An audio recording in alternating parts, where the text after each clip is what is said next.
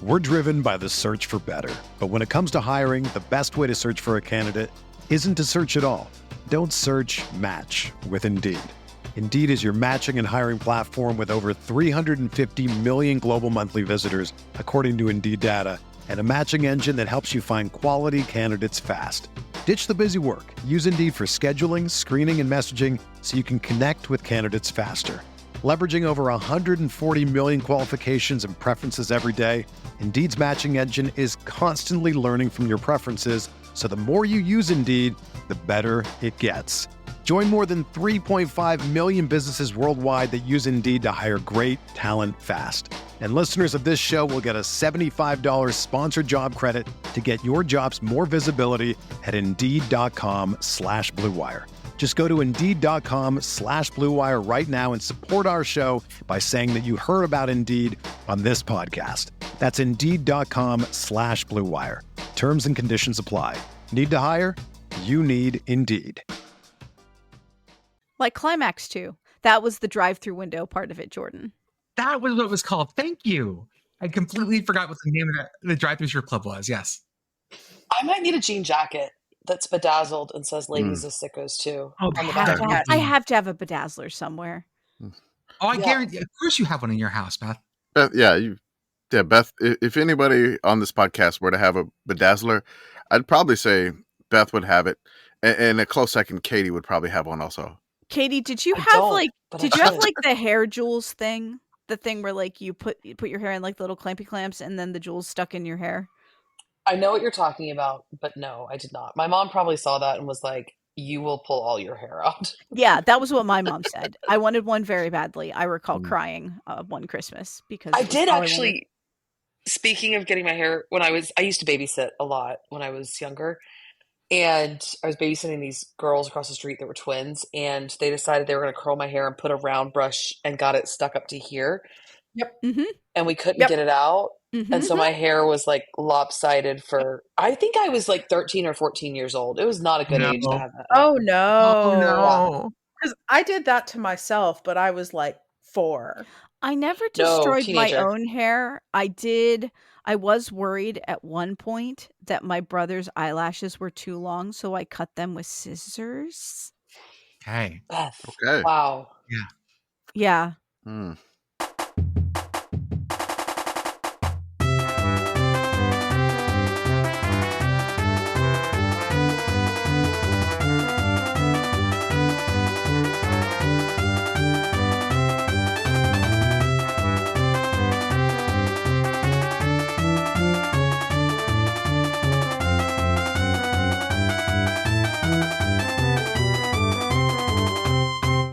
Welcome, everyone, to the Sickos Committee podcast. It's fine. He's moving to Florida.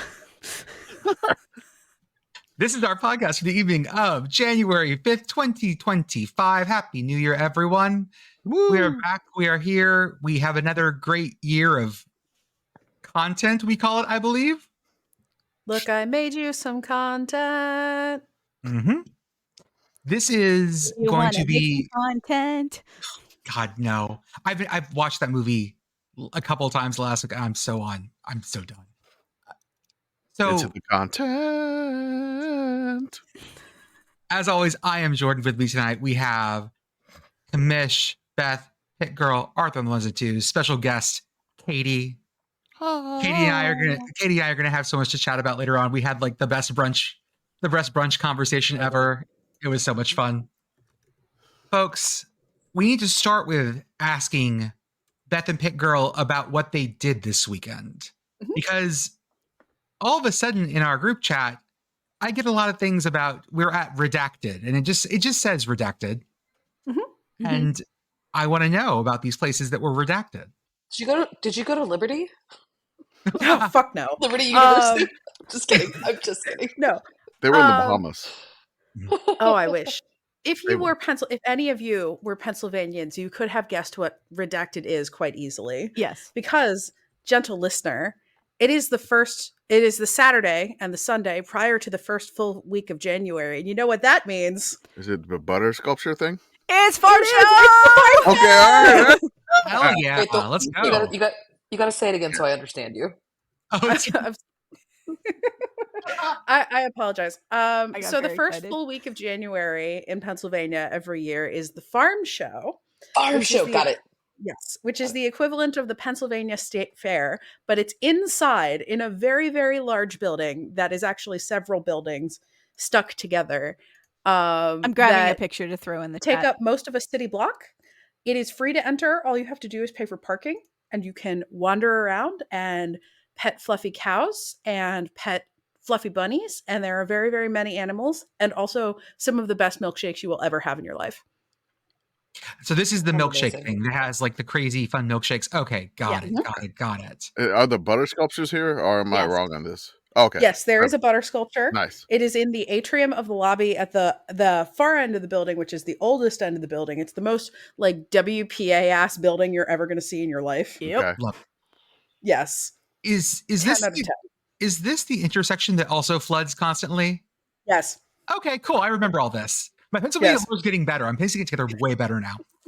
Yes, Cameron and Maclay it can think about raining, and Cameron and Maclay will be underwater. Yes. Yes. So what kind of things did you do at the Pennsylvania Farm Show? So we stood in a very long line to pet a bunny. Mm-hmm. What was special about this? What was special about the bunny? This It was just a good bunny. It was a very good bunny. Okay. It was South Dakota State that got eliminated early. Yeah. On the playoffs. That's why they had to go to the Pennsylvania Farm Show. We perused the flavors of milkshake and obtained appropriate milkshakes. Oh, I'm just imagining there's like a milkshake sampler that you would get at a craft beer bar. It is the most aggressive No. line in the entire Okay. place. Okay. Yes. All right. The Aggressive milkshake, line. the PA Dairymen Association run the milkshake line like the damn Navy, because you get up, you order, they've already poured whatever flavor of milkshake you can have. They pull it from the back and they give it to you, and you get out of the line. It is very effective. This is There like are 3 flavors of milkshake. The Seinfeld, Soup kitchens. The butter sculpture is now in the chat. This is probably a good omen for one of us.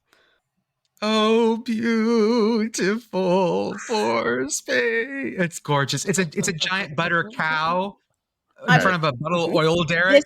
This is a cow in front of an oil derrick looming over this is a kaiju of a cow.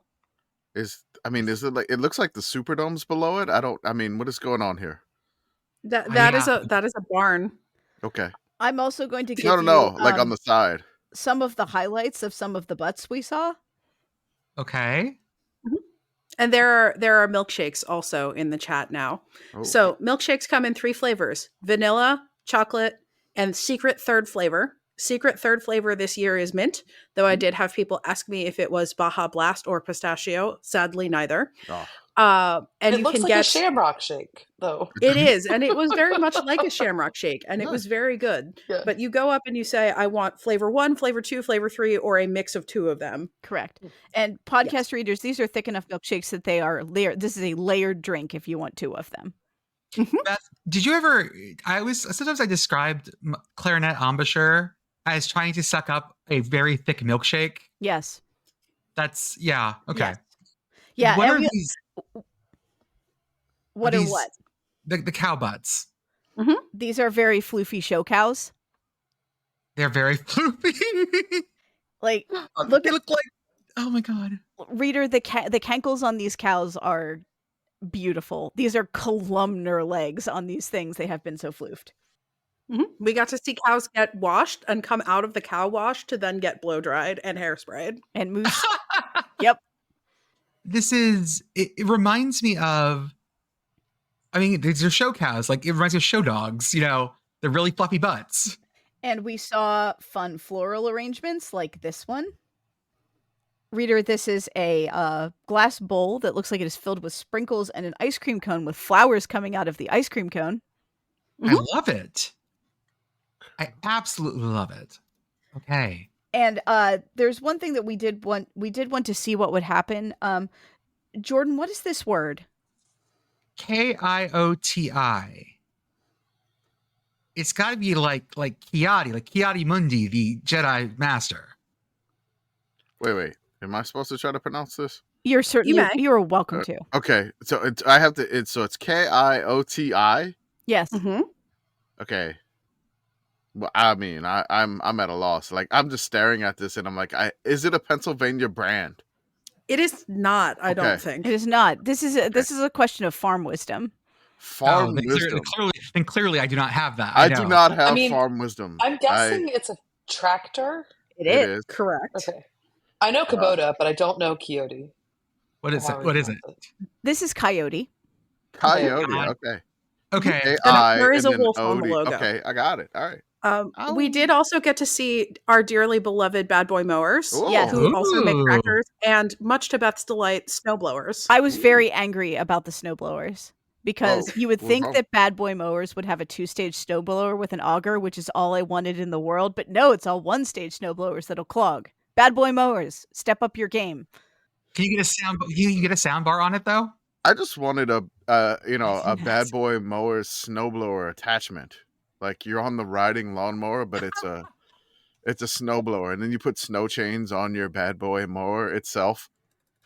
The Can we chains get one wrap of around those? the blade and whip someone's leg off. Oh there yeah. were some Totally. there were some excellent Bad Boy Mowers attachments in there. They had one of the logging attachments looked particularly good. It's just like a spiky guy with teeth. They also have just like a holster for your chainsaw, for all your chainsaw needs.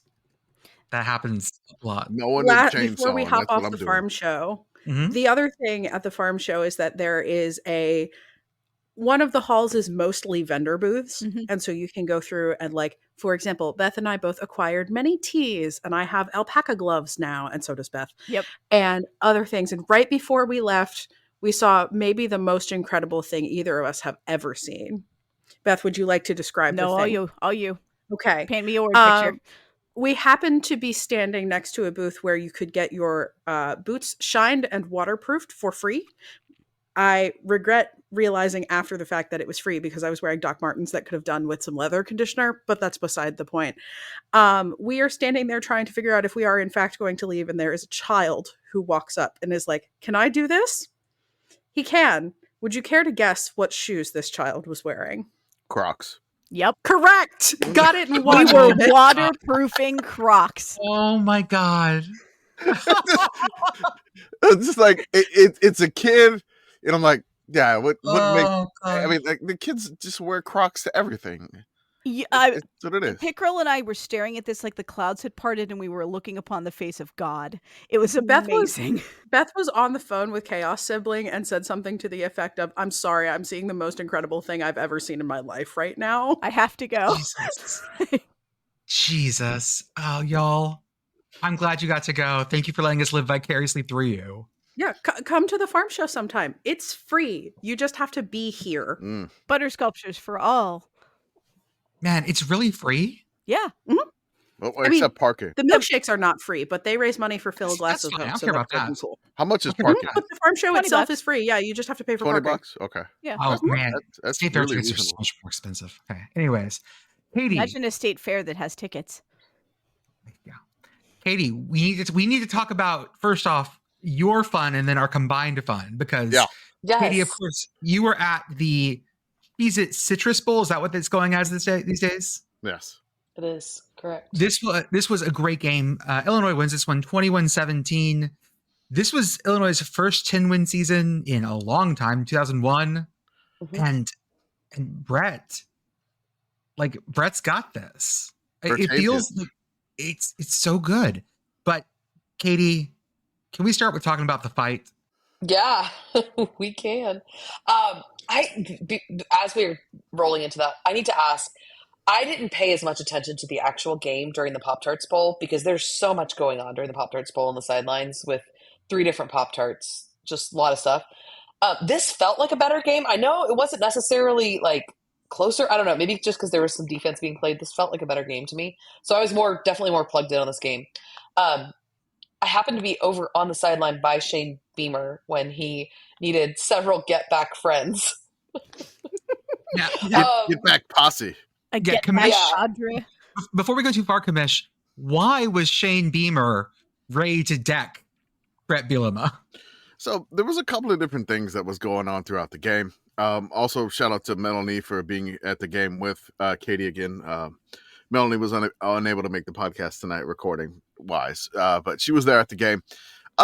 Bertavious and Shane Beamer had some, a little bit of gamesmanship, I would say, with the substitutions. And Bertavious kept getting under Shane's skin a little bit, where Shane would make substitutions. Bertavious was making substitutions take longer than 5 seconds.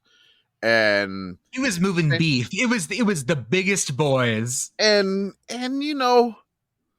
this was going on for a bit.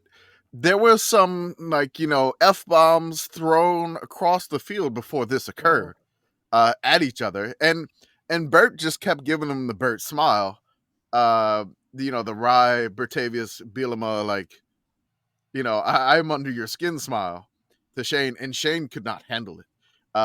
Bert was giving him the works on the sideline, which is great because these two teams were very evenly matched, very, very chess matchy defense wise, offensive wise, a great game itself, and two teams that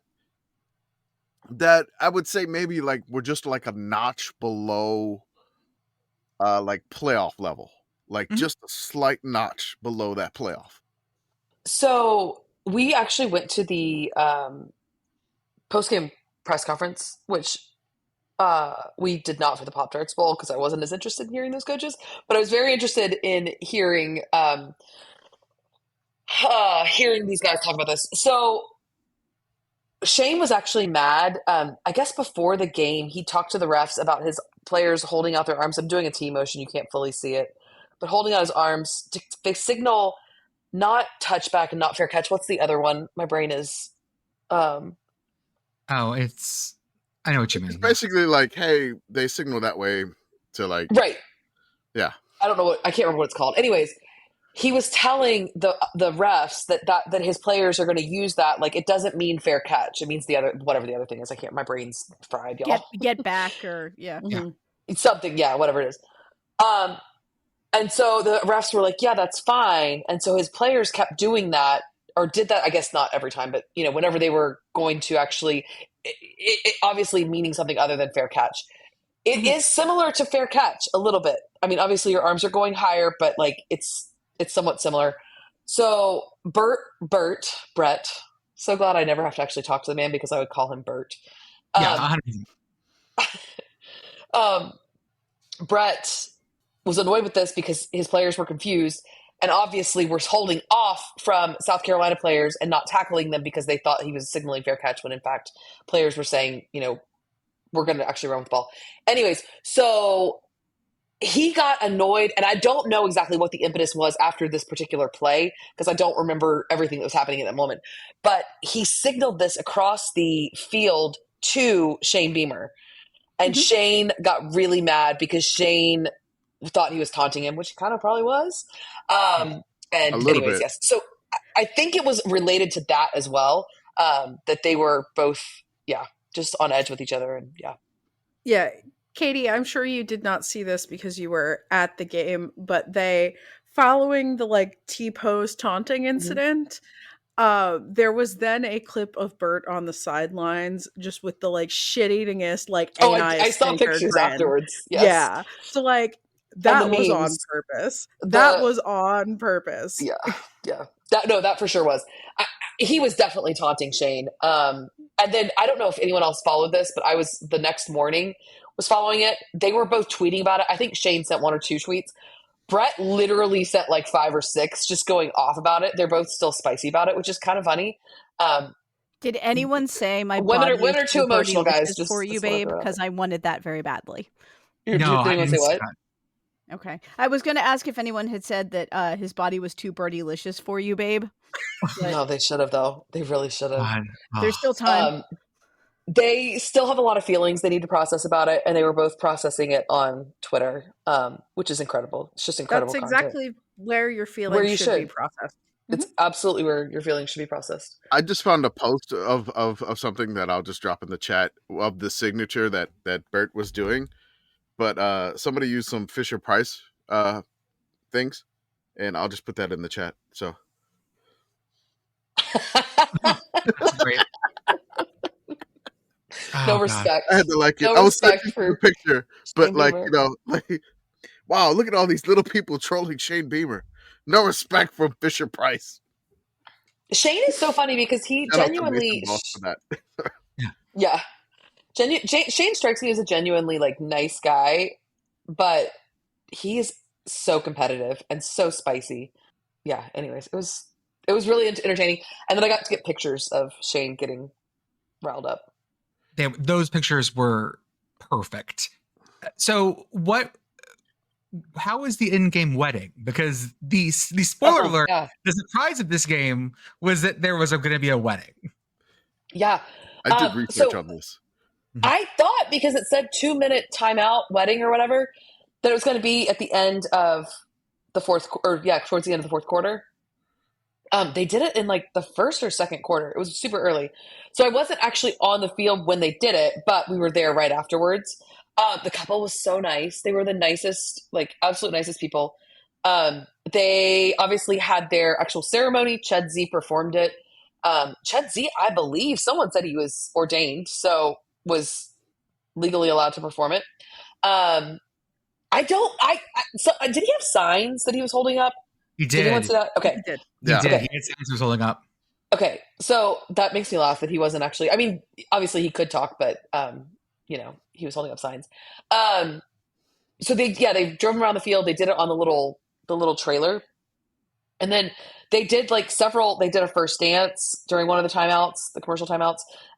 They cut cake, and they were actually handing out cake to fans that were above them, up in like that corner, which was incredible. Fans were like sent me all pictures of like excited. fans like eating cake right above where Yeah. Melody sent me all these photos. I'm like, what is going on, man? The cake was so pretty. It did not, as far as I know, have Cheez-Its in it, but it did say Cheez-It on the side. Okay. Challenge for next year if we do another wedding. Make it a Cheez-It cake. Make it out of Cheez-Its. So this was we have some connections to this.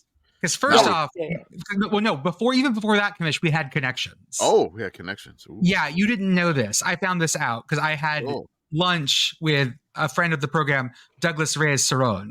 Oh. And we have a connection there. This was Eric and Aaron. They won a sweepstakes to do this. Their actual wedding is in October. So this wasn't official, but that's okay.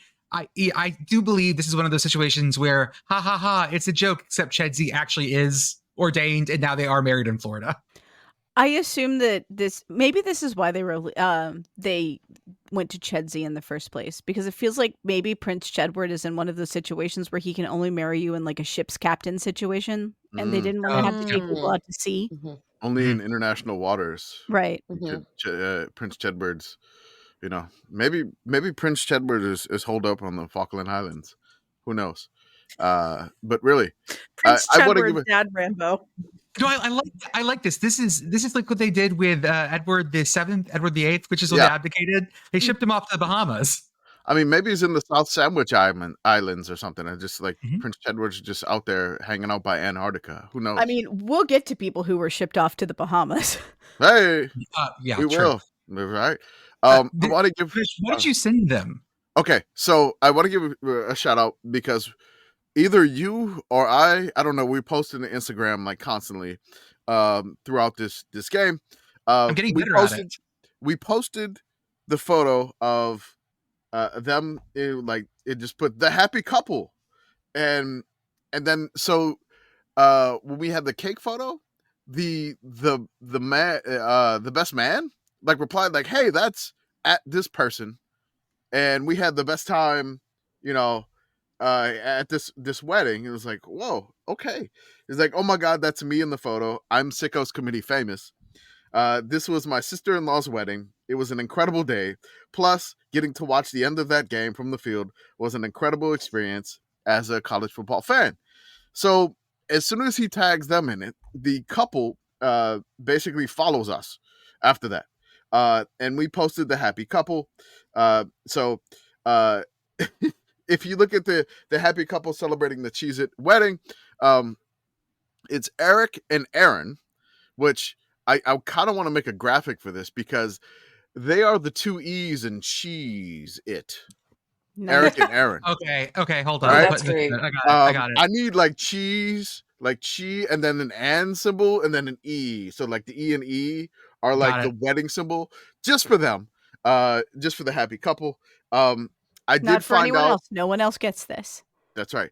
Now I want to let you know this, that they had to submit a video, which they posted the video to their Instagram, along with an essay.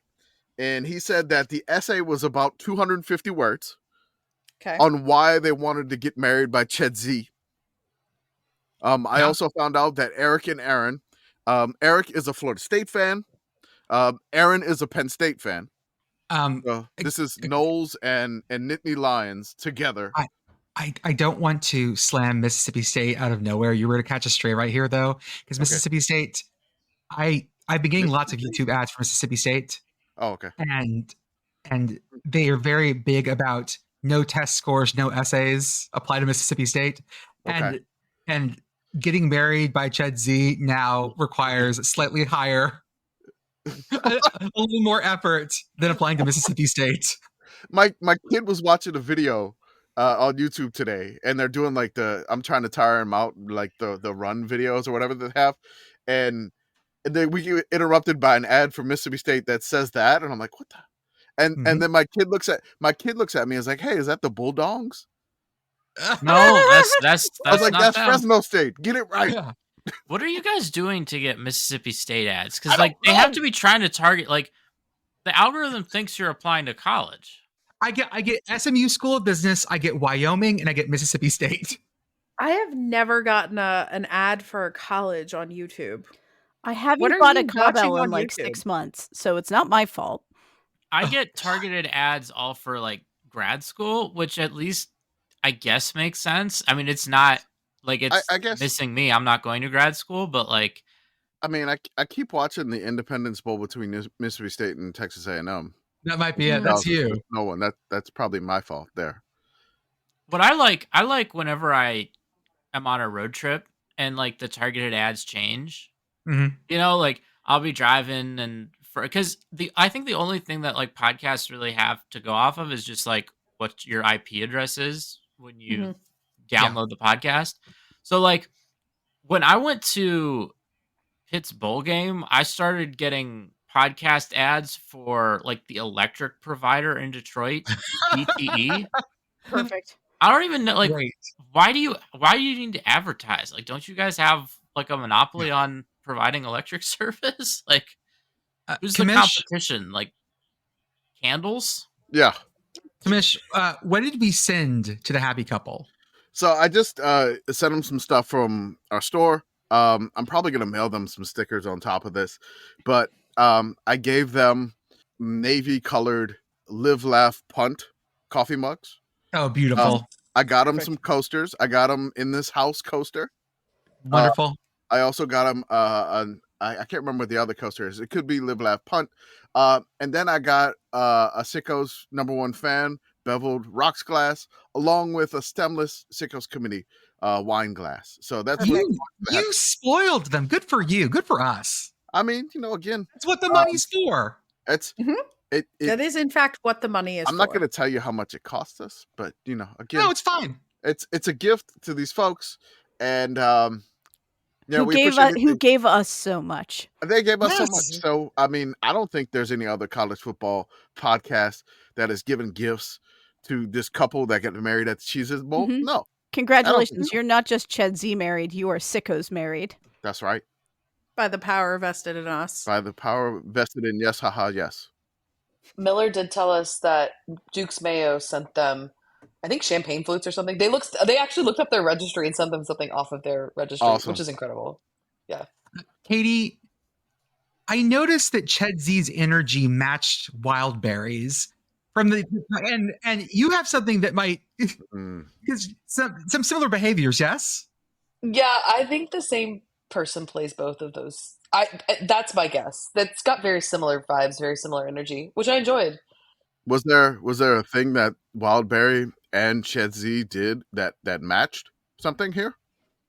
And this Uh, is Melanie just said like, something. yeah, yes, actually, yes. Like to harass me and Melanie, yes. Yeah, and stole Uh-huh. Melanie's purse Yeah. again. God. Yes, he did steal Melanie's purse and was working it on the Was sidelines with working it. Melanie's Chedzy purse. working Yeah. it. Yeah. Working And Chedzy.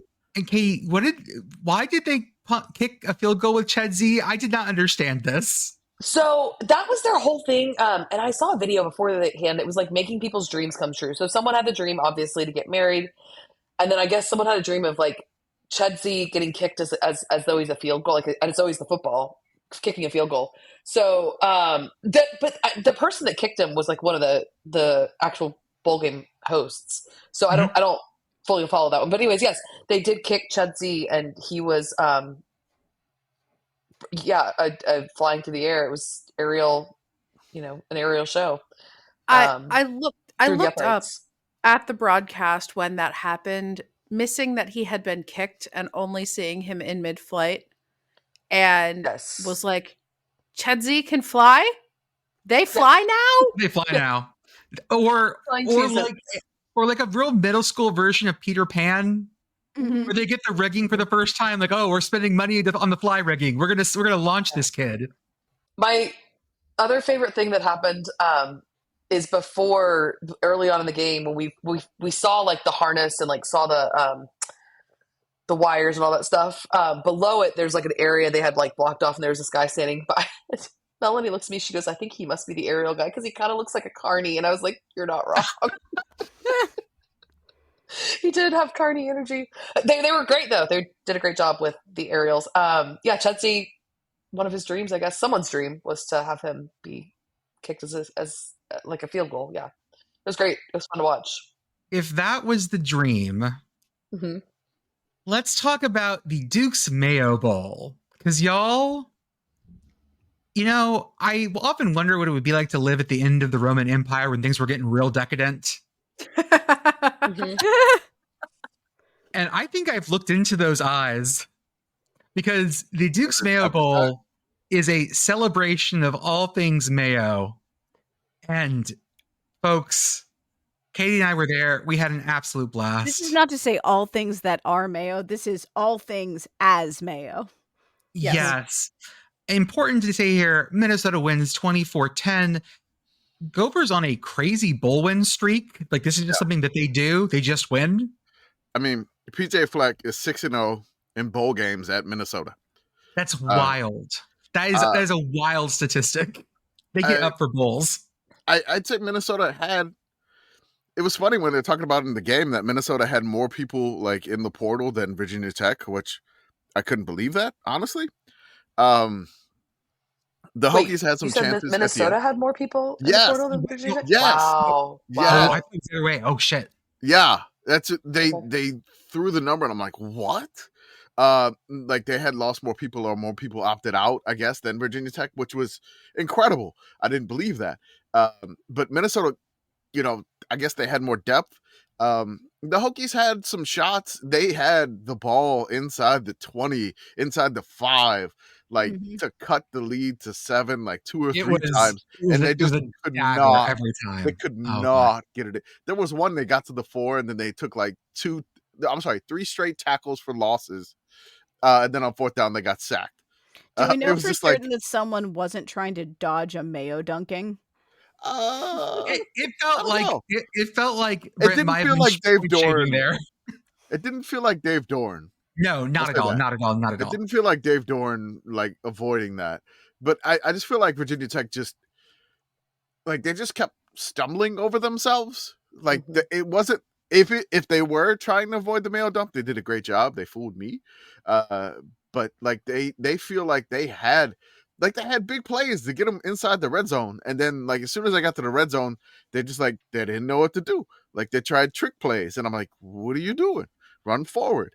They tried, I don't know what it was. Run the touchdown play. Yes. BT. I mean like, just like do that. Yeah, just do that. And then like Minnesota was like, okay, this is how you got down here. Are you going to do this again? And Minnesota was like, Virginia Tech was like, yeah, that's how we can do. Why would we do that? And so this was great because I got to meet Katie for the first time in person. In person, got to meet Douglas Reyes Cerrone in person, friend of the program. Got to meet Miller Yoho, who is the social media guru behind all of the Dukes Mayo media. Miller told me that he told the Dukes folks, "Oh, I have to, hey, I'll talk to you later. I'm having lunch with Sickos Committee," and they were like super impressed. I got to meet some of the higher ups. Katie, who was it? It was the CFO of Dukes, I believe. I think so. Yeah. And big fan of us, by the way, guys. Gave out stickers. She was a big fan. You know what, Pitt Girl? Sure. This rot runs so deep.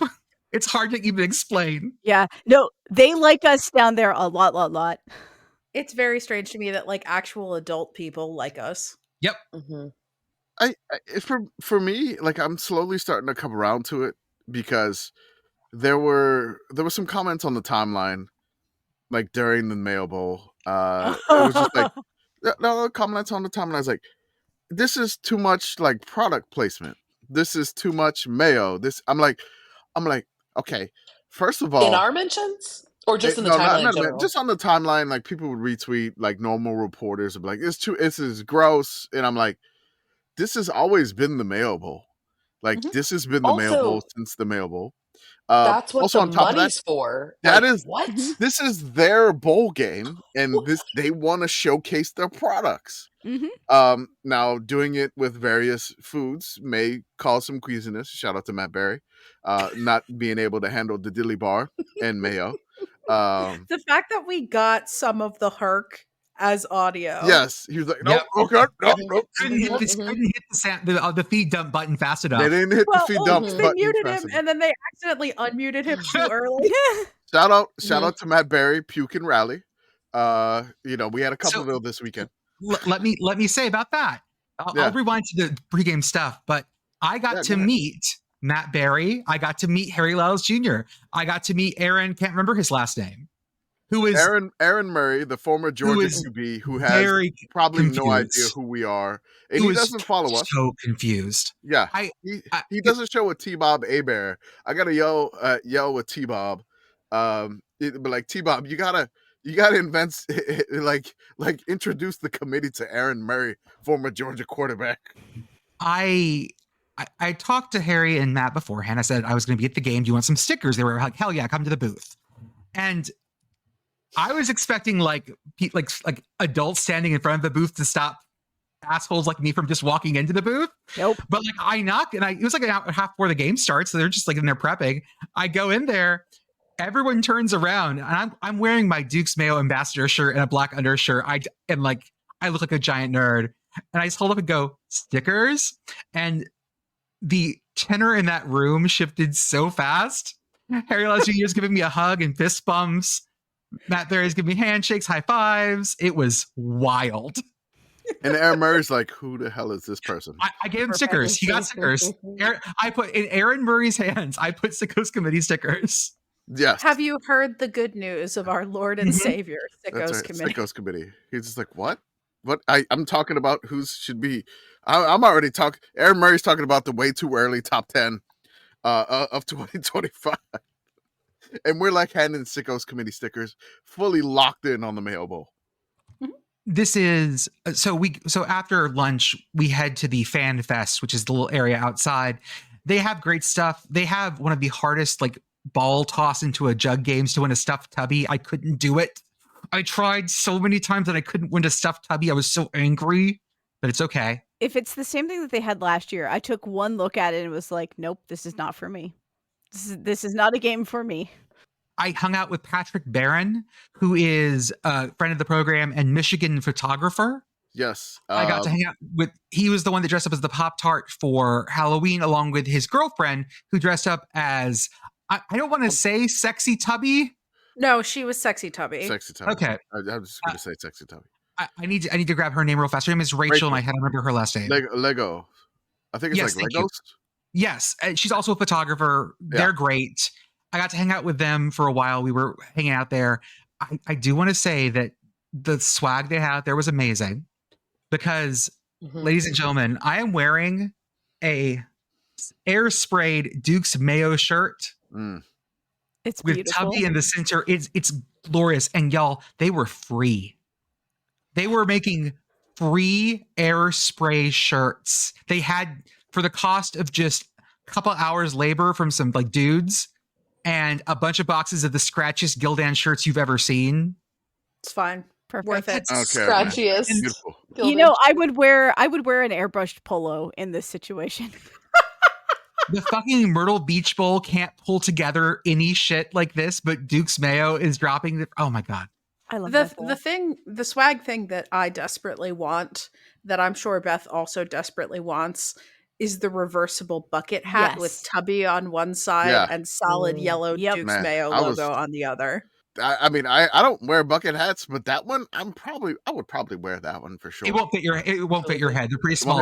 I'm probably gonna send you mine because is this a me sized thing with my tiny head? Your tiny head's tiny butt head wins. Hooray! For the kiddos. Yeah. So that was the prize if you missed the ball throw, was the bucket. What? Again, was free. Oh, I should have gone and failed. Or if you were just really nice and said, "Hey, how do we get those?" to the gal who was running the thing, and she's like, "Here you go." I was like, "Great, thanks." Thank you. Also out there was Tubby. I got my picture with Tubby. Okay, I want to talk about something real fast because I've been dragged for 2 days on this. I went to go. Tubby needed to leave some room for Jesus, Jordan. I go up and I yell, "Tubby, I love you. Can I hug you?" And he gives me the big arms, and so I go in for the hug, and then the picture got taken. And it looks like because my hands were a little low on his hips. I had the I know. time of my life. Jesus. And I owe it all to Mayo. Mom, Dad, I met someone. I just need you to meet him. Did you show that picture to your wife? I did. Okay, what did she say? I was going I need to know. I need to know. She heavy sigh, heavy sigh, spit on her heels, walk away. She's like, perfect. This is like, it was. Oh my god! I showed my wife the picture, and she was like, "Would you have done that?" And I was like, I don't think I would have hugged Tubby. Maybe like a side hug, not like a front-facing hug. It looks like I had to chaperone Jordan. Like, hey, it's the 8th grade dance. Stop dancing to Casey and JoJo and separate a little bit here. Gotta find some room for Jesus in there. I don't know. Maybe Jesus was down. Okay, I will also say, Tubby was very huggable. My sister, actually, I'll send a picture. My sister hugged Tubby too. Tubby was just really friendly. Also, shout out, I just remembered, Beth, that you said you could buy the plushies, the Tubby plushies on their website. So I just bought 2, one for me and one for my sister. I can't wait for her to get one. Okay. I love it. I have an important point of order before we move off this, because Beth and I were talking about this at Post Farm Show Favorite Brewery. And Jordan, do you think you hugged Flava Flav? Okay. So I don't think so. I don't think so. I don't think I hugged Flava Flav.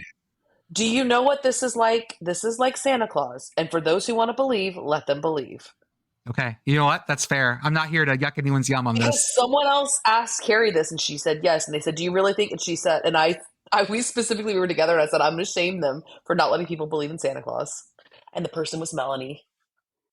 Because let people believe that they hugged.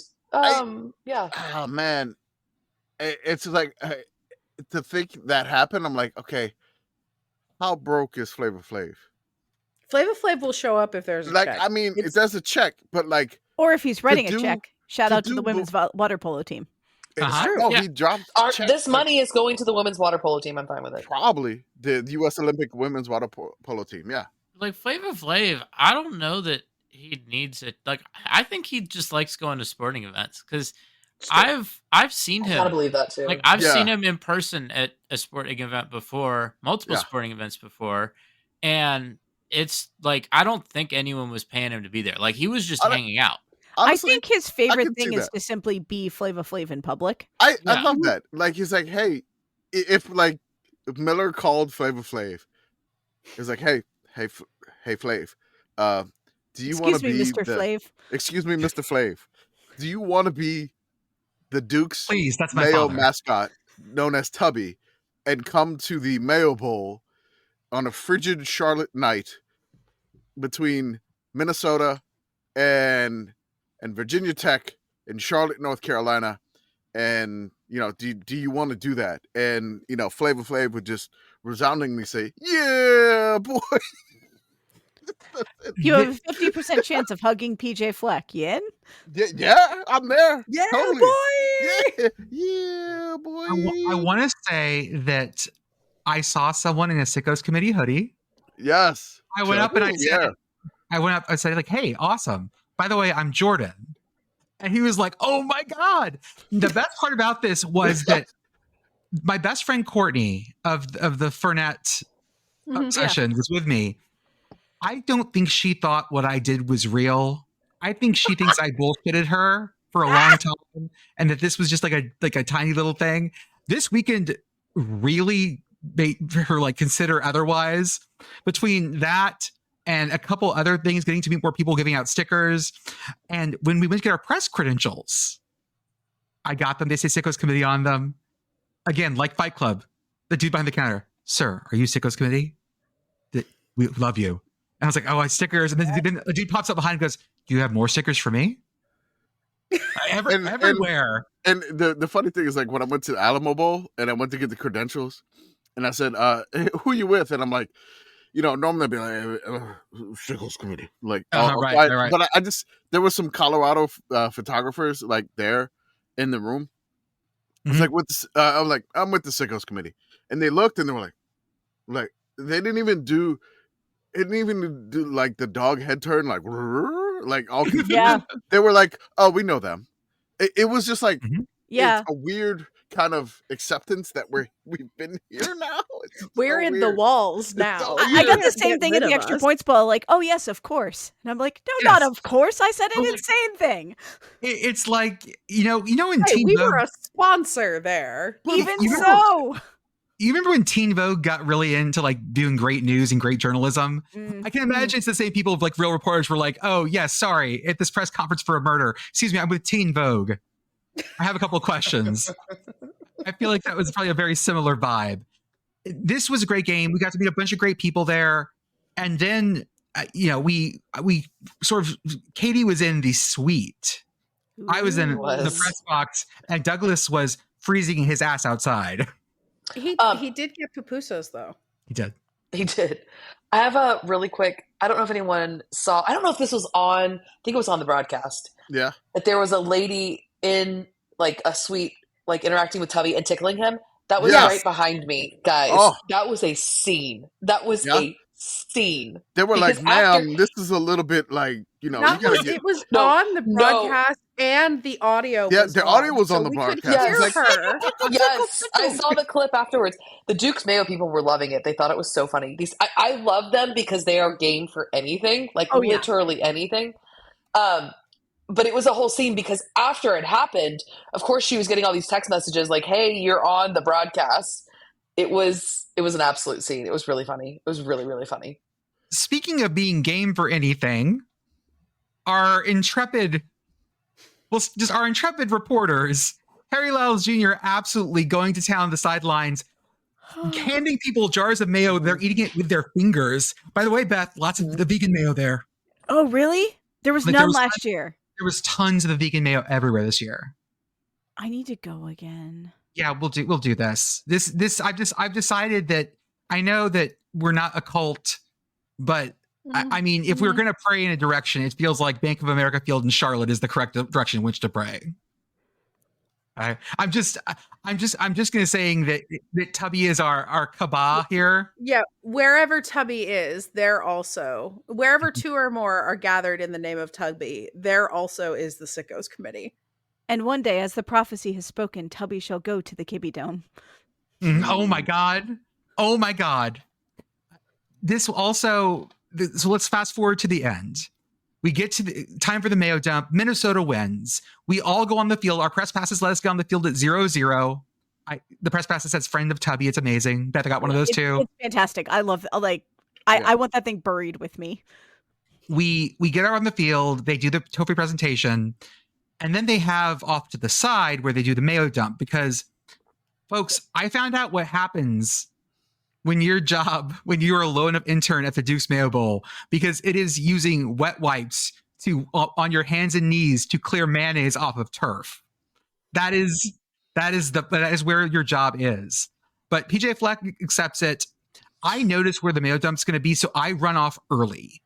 And Katie and I are like hustling over there before all the photographers start bodying us. I end up in like the center of a whole bunch of Minnesota football players. And the reason I know this is because the best reaction shot of the night, one of the Minnesota players being horrified by the Mayo dump. And in the back, it's me holding up my phone with a big ass smile on my face. I also saw you briefly during the broadcast right before the Mayo dump, and you are also like looking very excited in a sea of Minnesota football players. It was literally a flash that was long enough for me to point at the TV and go, Jordan, and obnoxiously Pitt boyfriend to go, wait, what? and then you were gone. I am glad that we sent our tallest tree to this task. I would have struggled. Now, Katie, of course, we mentioned they unveil Tubby and it's Flava Flav. Katie, did any of the Minnesota football players around you know who Flava Flav was? No, they were all saying, "Who's that? Who's that?" And I was like, "Oh, this is great." In one of my videos, I think my video of the like reveal, you can hear a player going, "Who is that?" None of them. I had to tell them. You could have like, who's that? Yeah. I'll tell you one person who knew exactly who that was. Oh my god! Prince Jameson Fleck knew exactly who he was looking at. That reaction was authentic because Miller told us that they did not. He had told the sports information director for Minnesota who it was, but the sports information director forgot to tell PJ. So that is like he's a big fan, which I love. So this is another thing that Beth and I were discussing yesterday is, did the SID forget or did the SID forget? Oh, I think it was conveniently because if I'm the SID and I know PJ Fleck well enough to know that he's gonna know who Flava Flav is, I'm just letting this one roll. I want the most authentic. I want PJ Fleck at his most authentic in that moment. I don't want the second response. I want the real response. I think he was more excited about that maybe than winning the bowl game. I'm not going to lie. He was so excited. It seemed like the whole thing was just this huge ramp up for him of like, yay, we won the game. Oh my God, it's Flava Flav. They're covering me in Mayo. I honestly, look, man, I feel vindicated by my rooting interest. Like PJ Fleck would be so enthused getting the Mayo dumped on him. 100%. I feel extremely like accurate. Like he would just go full force. I was almost hoping they would do a double dump on him, which they were chanting for the double dump of the Mayo. They wanted that bad. They wanted it. But like I had no idea that, PJ Fleck was a Public Enemy fan, the Flava Flav fan, like because I mean he lets out an amazing boy. Yeah, boy. I was just like he was a fan, like he knew that. And then people were like, well, maybe he was a fan of Flavor of Love on VH1. And I'm like, maybe. God, we can only be so lucky. I don't know. I mean, did he know New York? Did he know New York a Pumpkin? Which one was it? Did he know? I mean, like, did he know all of these things? Does PJ Fleck love really bad reality television? I gotta know now. I gotta know. So it led to this beautiful moment where he is dumped in the head with mayonnaise. He stands up like the Hulk screaming with excitement. Incredible. And then there's the most beautiful frame image I've ever seen because it's a mayonnaise covered PJ Fleck hugging Harry Lyles Jr., who's still wearing his nice suit. Flava Flav in the background pointing, and then Goldy the gopher just there. It is so beautiful. I wept. Sometimes you see the face of God in things. It was so beautiful. And then PJ hugged Goldy, and I just went, oh no, they are going to have to dry clean you. Yeah. This Oh, like Goldie. Okay, there's a video from Reddit, the Reddit CFB, where it's the front center video. Like I don't know how Reddit CFB got this like perfectly head on. they were on the platform. Oh, they were on a platform. Okay, so they get this video, and the whole time the mail dump's happening, like Goldie is just pointing and reacting the entire time, and I can't stop watching Goldie. Like PJ Fleck is getting mail dumped all over him, and embracing it and raising the arms and like stands up like let's go, and like just screaming, like he just made like a big like sack or play, which is nuts. And like Goldie like goes in for the hug, and then Harry Lyles goes in for the hug. Like after that, hey, last year Harry Lyles ate the mail. Yeah. Off of Neil Brown, because Neil Brown was like he was kind of down that he got the mail dump, and he wasn't feeling it. PJ was all about it, and Harry Lyles was like, hey, can we hug it? Can we hug it out, PJ? And we definitely hugged it out. Yeah, PJ was a much happier Goopy boy than Neil was. Oh my god. Yeah. The smell. It's hard to describe the smell, especially because I chased down Goldie afterwards. Goldie tried to give Katie's sister a hug. He did. Like went like made the motion for a hug. I started chasing him down along with Patrick to get the shots of him covered in mayo walking away. And y'all, fur and mayonnaise. That ain't it. That ain't it, Chief. You are dealing with hours of mascot smell. Like it's like your mascot went to the church picnic and rolled on the apps table. I think we can confidently call that mascot musk. It's mascot musk. Mascot musk. Ooh. Okay. Is a gopher a mustelid? Oh, you know what? This is we need more products in our store. Okay. I wonder if we can get a perfume company to go with us here. I mean, we can make scented candles. Oh, well, I'm sorry, unscented candles. No, I want my candle to smell of musk. An extremely scented candle.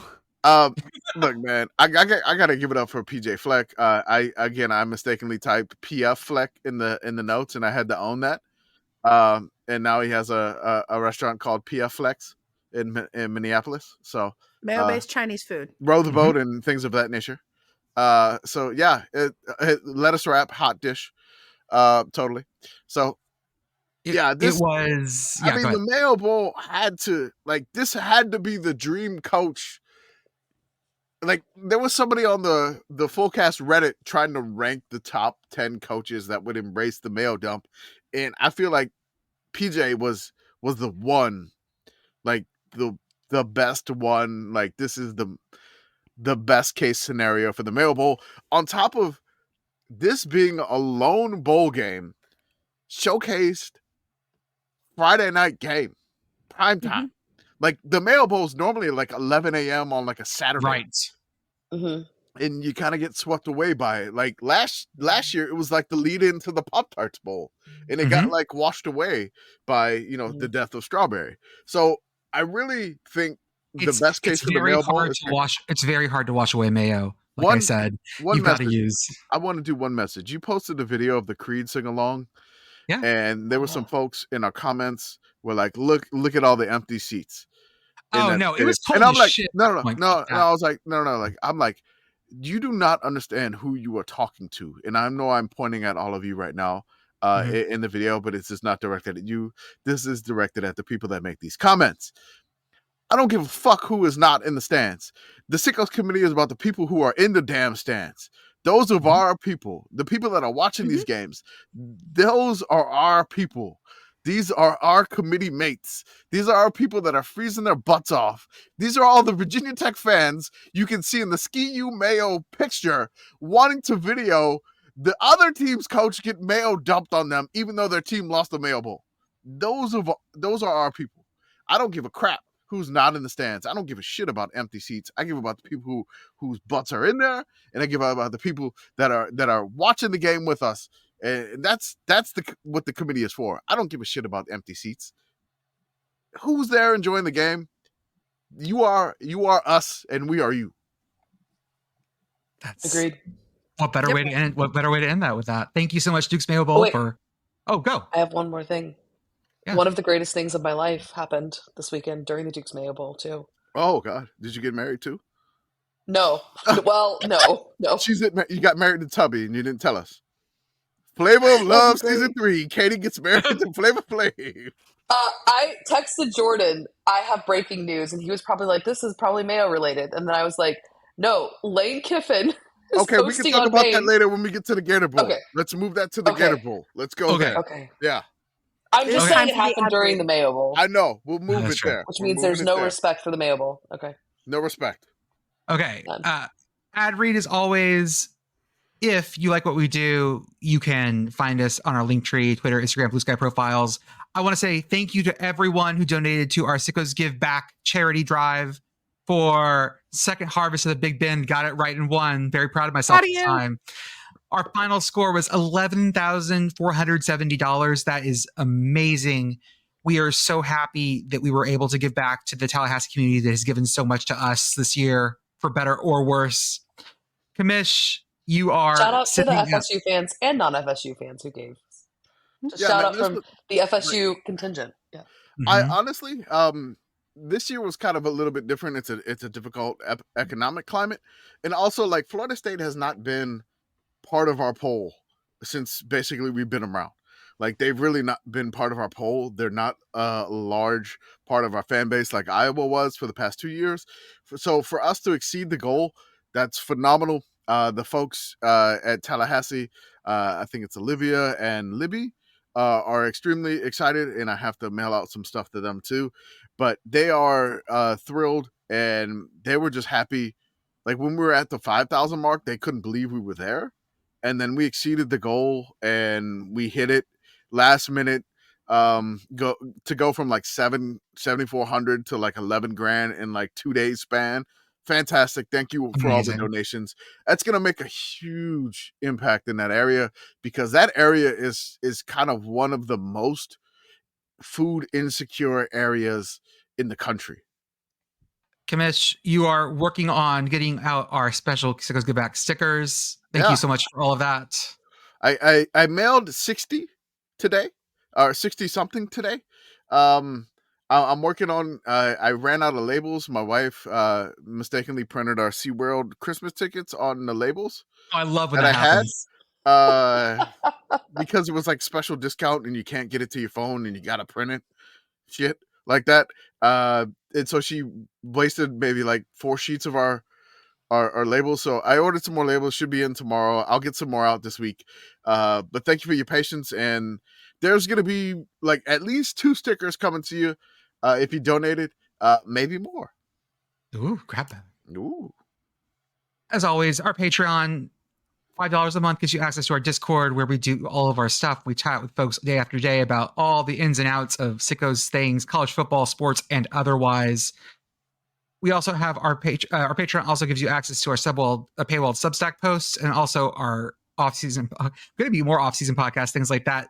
Beth and I are working on an absolute banger. Beth, that book is so good, and I'm excited to share more. I'm going to give a little Sewanee College of the South cheer here.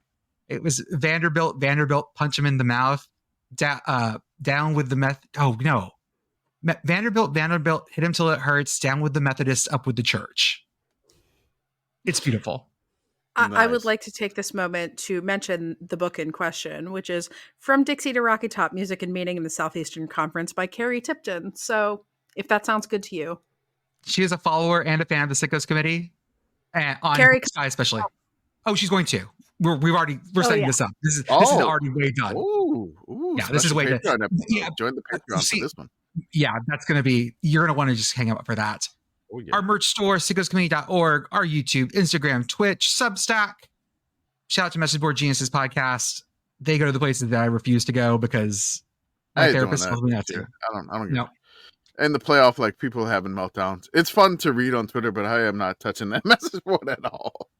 And as always, home field apparel for the softest, comfiest collegiate apparel. I am not wearing home field right now, but I see Ole Miss, Santa Cruz Banana Slugs, and a Temple hoodie. I am wearing, of course, Tubby. So no, use offer code yes, yes, 3 ha's for 50% off. Oh, Pit Girl's rocking the Pepperdine waves as well. Man, Temple Perfect. on top of Pepperdine. That's Mm-hmm. an interesting combo. I mean, this is what happens when you have as many home field shirts as Yeah, I I do. just seriously, like, I go to my closet and I look and I'm like, okay, like, what school do I want to rep today? I repped Minnesota in honor of their Duke's Mayo Bowl win at the farm show with a West Virginia flannel on top. I was a very confused Pennsylvanian.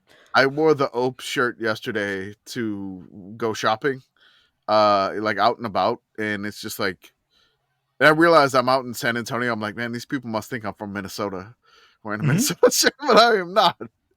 Oh, they won the Mayo Bowl. I had to wear their shirt. Back to other bowl games. If we have a little bit to talk about, more than happy to. Otherwise, a little quick here. Mizzou beats Iowa in the Music City Bowl 27-24. This was just like... This was nuts. No, it was great. It was like, oh my God, there's so many points in the first half. What happened? And then the third quarter, everybody's like, oh God, no, defense. And then like, we all just forgot how to play football. It was just like this... There was more punts than touchdowns in the first half, I think, in this game, which everybody was like, what the fuck is going on? And the funny part for me about the Music City Bowl was that both teams' colors are black and yellow. And one of our fans sent us a message on Instagram, and they sent, the funny part about this game is that I can't tell what team these people are rooting for until something happens in the game. And they stand up and cheer, or like they just stay sitting. So I can't tell if they're cheering for Iowa or Mizzou until something happens. It's great. It was a great game. Iowa got stuffed on a 4th and 1 with a minute left, and Mizzou was able to hold on to a 27-24 win. The Reliaquest nay Outback nay Hall of Fame Bowl. this game. I mean, shut up. I love it. 7-5, a plucky Michigan squad, you would say. Yes. Taking on the playoff shamed Alabama. Ending 2024 as it began, in fact, with Michigan versus Alabama. And the same outcome, because Michigan wins this 1913. Oh, this one's so much funnier, though. Wait. Yeah, so Milroe failed on 4th down in the Rose Bowl, and then he failed again to win on 4th down in the Reliaquest Bowl a year later. I mean, still only the second funniest Michigan game in their last 2 games. That's the hilarious thing. Like, trip on your dicks over a pretty soft Big Ten schedule, but then all of a sudden, Titan killers, fucking all of a sudden they start slinging stones. I don't think beating this Alabama team counts as Titan killing. Nope, put him in the playoff. They should have been in the playoff. This is a playoff team. They had Paul Feinbaum the next day. It's like, I'm giving up on Alabama. I'm done. I'm telling you. You lost Paul. Holy shit. I mean, they should have put Michigan in the playoff. I mean, maybe. I always have fun posting from our account, but I had even more fun than I normally do during the first half of this game posting from the account, because at one point Michigan had more touchdowns than Alabama had yards or something insane like that. Yeah, like Alabama had like negative yards, and like Michigan had like 14. Michigan had 17 points and 2 first downs at one point in this game. Michigan wins this 19-13. They only had 75 yards passing. They only had 190 yards, which is the lowest total of a Reliaquest / Outback Bowl winner ever. That is so just of the game. Jesus Christ. And again, oh my God, just beautiful stuff. Beautiful stuff. This was, I think, just a perfect cherry on the discourse Sunday. We don't like getting into the discourse. This is not our thing. Plenty of other people, if you want to hear people scream about that Alabama should have been playoff or not our place. I know it's dumb and stupid, and I hate it. But to be adjacent to this one, I love the jokes that I was like, they should have put 9-4 Alabama in the playoff, and it's, to me personally, like, this is not Saban's Alabama. This is not. This is a different era. This is a different coach. The transfer portal has kind of, like, had talent spread around a little bit more than what we're used to. and it's not the same thing. And then the funny thing is, like, you're arguing for who's number 12, Mhm. not like who should be We're number 4. 12. Right. You gotta be- right. This would it is be- Yeah, it's a different thing, and it's just funny that they made it such a huge deal for number 12 Mhm. because the playoff is that. when we do our autopsy of this season and we cut this open and crack the ribs on it, I think I want to have a big conversation of there are only probably 5 teams that could win the championship in a given year, but 12 is enough number that I feel like we get all the contenders for the most part, and that we should never even have a discussion of 12, because if you're close to the line, it doesn't matter. But this is also why people argue about the 36th seed in the fucking 64 team tournament. That drives me crazy. I mean, I think Michigan could have won a game 5-0. Absolutely. Like, they could have gone all the way with scoring 1 point for each round. I love the fact that this was not the game that got Connor Stallions to follow us. It was the tweet of release the manifesto by Jordan that got Connor Stallions to follow us. Okay, but also Connor released the manifesto. Release the fucking manifesto. I mean, we ain't joking. You it. released that tweet that was like 700 characters. Hey, it was longer than that, right? Connor, if you want to feel like you're doing like a manifesto, or just if you want to print it out and send it to me in like a brown paper bag, like I'm a journalist, you can hand it to me in like a parking lot in DC if you want to. You want to feel real spicy about this? Connor, DM us. We'll give you the P.O. Box address. Next up, we have the Sun Bowl, the grunkle of them all, from El Paso, Texas. This thing, praise the Sun Bowl. This thing was pew, pew, pew, pew, pew, pew, so much. Oh, God. Like Louisville wins this over Washington 35-34. Look, man, Louisville was up 35-21. And then the Huskies started to claw back. They make it 35-28. They get another touchdown at the last second, essentially. Last second, touchdown, 35-34. I'm like, can we get some OT in El Paso? You know, are we going to get some OT in El Paso? Jetfish says no. Was not having it. And guess what? The birds with teeth, they chomp down and they stop the Huskies. And they stop it. That's it. And then, you know, Jetfish is, you know, like gritting his teeth after this play. But guess what? Louisville was like, fuck it. We're gonna commit 2 unsportsmanlike penalties with 4 seconds left to allow you to kick an onside kick from the 35-yard line with 4 seconds left. So if you recover this, you could possibly kick a field goal for the win. But it goes through like a Husky's like hand, like just gets a hand on it, and then the Louisville player was just like, I can't get it, but I have enough wherewithal to bat this shit out of bounds. And he bats it out of bounds to claw and scratch for the second ACC win of bowl season. The second and the only the second. Someone ACC pointed out to me, and it's very true. Do you all know what the record of the ACC in bowl season is this year? It is 2 and a lot. 2-11. It's not just 2 and a lot. It's 2-10, I believe. 2-11 now. Oh shit! I thought it was still 2-10. I was gonna make a Florida State joke. Sorry. Worse than Florida State, yes. Oh God. Okay, fine. Katie was like, "Oh God, don't remind me again." It's fine. She's like, "It's fine. It's fine. It's okay." Listen, I got you bowl games. It's fine. I met Tubby. I'm good. I'm in a great. I met Tubby. I'm good. I'm good. You went to the same number of bowl games as Florida State has wins. Mm-hmm. You did. No, actually, no. Katie I went to 3. Yeah. But close. Math is not my strong suit. At the Texas Bowl, LSU beats Baylor 44-31. We want to talk about the ribs, right? Look, man, I love this.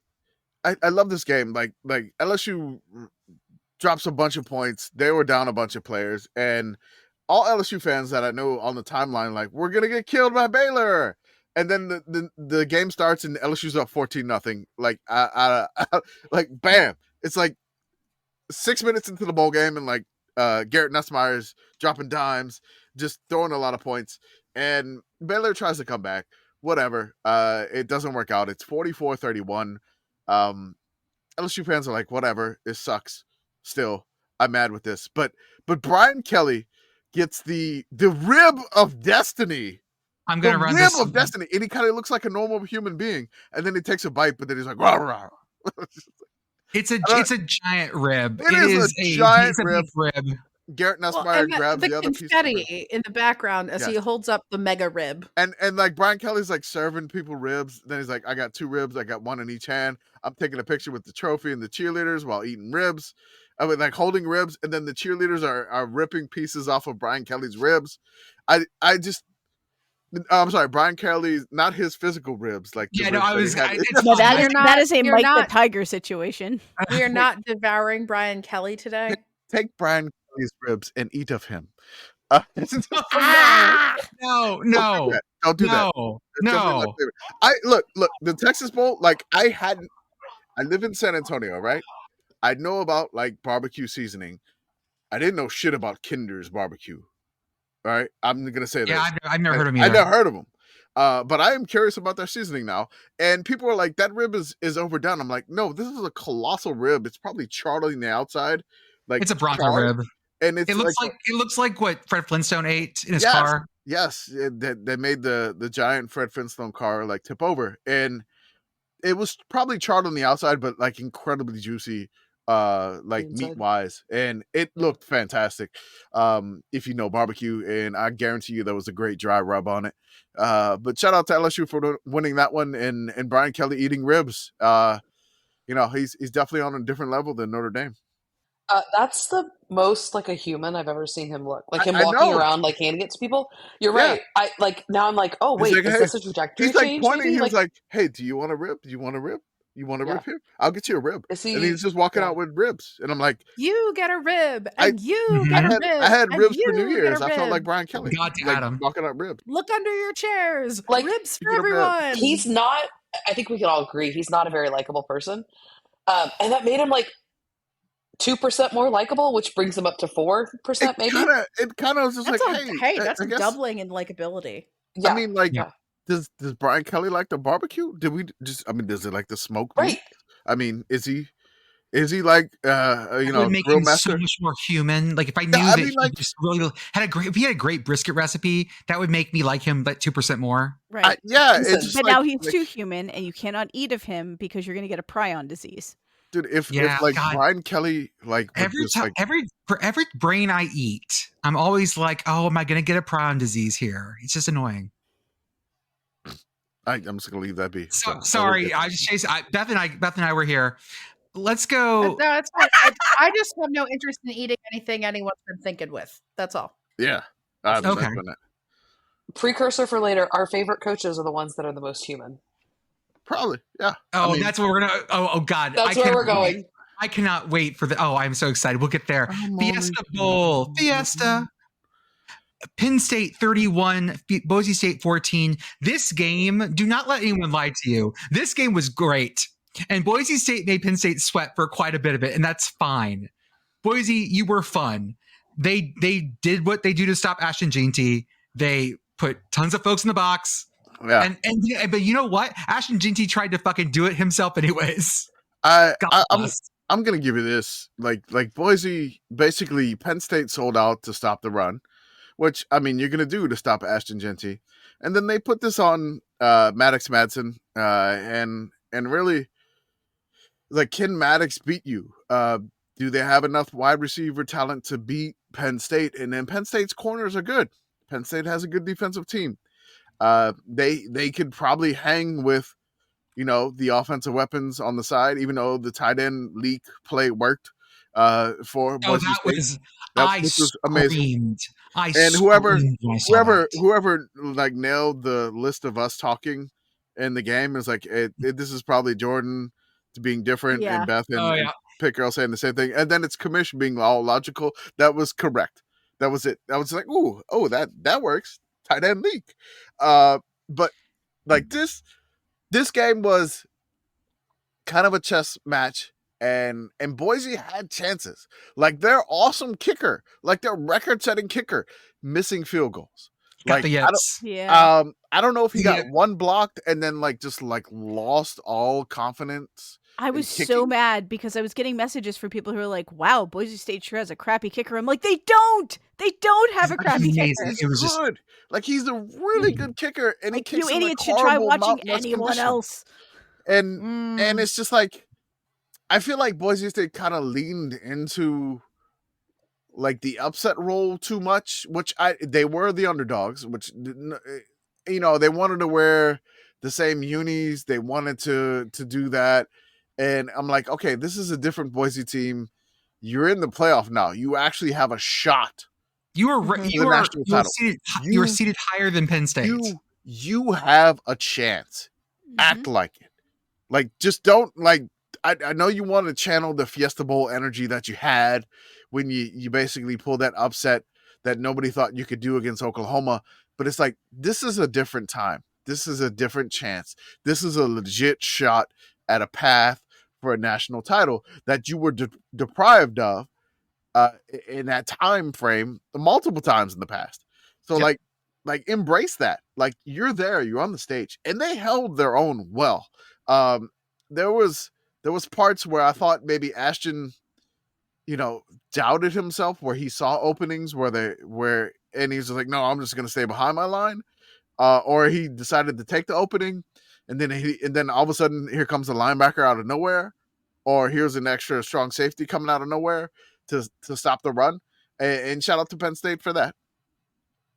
Defensive wise, they played a great time frame, but Boise had their chances. They just did not cash them in. Like, they got inside like Penn State's 30-20 like a couple of times, and they came away with like nothing. And you can't do that in the playoff to advance. You can't do it against a good team. You can't do it. Hey Beth, do you think Penn State out yarded Boise State? They won 31-14. No. Boise State had 412 yards to Penn State's 387. Yeah. So surely Penn State was much better on third down, right? They were 5 of 13. Boise was 8 for 16. Like, this game, the numbers here, 31-14 is deceptive. Yeah, this game is an instance of the score is a lie, but in the opposite way of the score being a lie, if that makes sense. Commish polled the country, our followers, which is the country. What did you ask them? So I wanted to do this because we're getting a lot of flack from Penn State fans in our mentions, but overall the video got a lot of likes compared to the flack in the comments. So the video that we posted, the reel that we posted, that we're saying SMU and Boise State did not count as a big win. And so I was like, I'm just curious. We don't do this stuff. Like, we don't do this. Like, we are not do you agree type of an account or anything like that. So I decided to poll Twitter and Instagram. Does this win over Boise State count as a big win for James Franklin? The poll said 58% said no. He needs to win the college football playoff semifinal to count as a big win. 22% credit him with a big win over Boise State. 17% of them just wanted to see the results. So if you want to take that 17% away and just add it to the 58, you can if you want to. But they were very curious. So they're not crediting James Franklin with a big win here, even though it kind of felt big to me, but not Penn State wise, I guess. So here's how you will know that it's a big game for Penn State. It's when they lose. That's how you know, oh, that was a big game. Yeah. Yep. Okay. Yep. That's it. All right. So they won, so it wasn't a big game. There were some people in the comments that said that. It's like, if it's a big game, Penn State will lose. So it doesn't matter because they won. It's not a big game. Fair. I have a question. Yes. Notre Dame and Penn State are playing next, and both have kind of the same problem of not being able to win the big game. So, which I guess Notre Dame actually proved that with the Georgia game. I was going to say, no matter who wins this game, it's not going to count, right? I mean, honestly, Georgia had a backup quarterback, so Fair.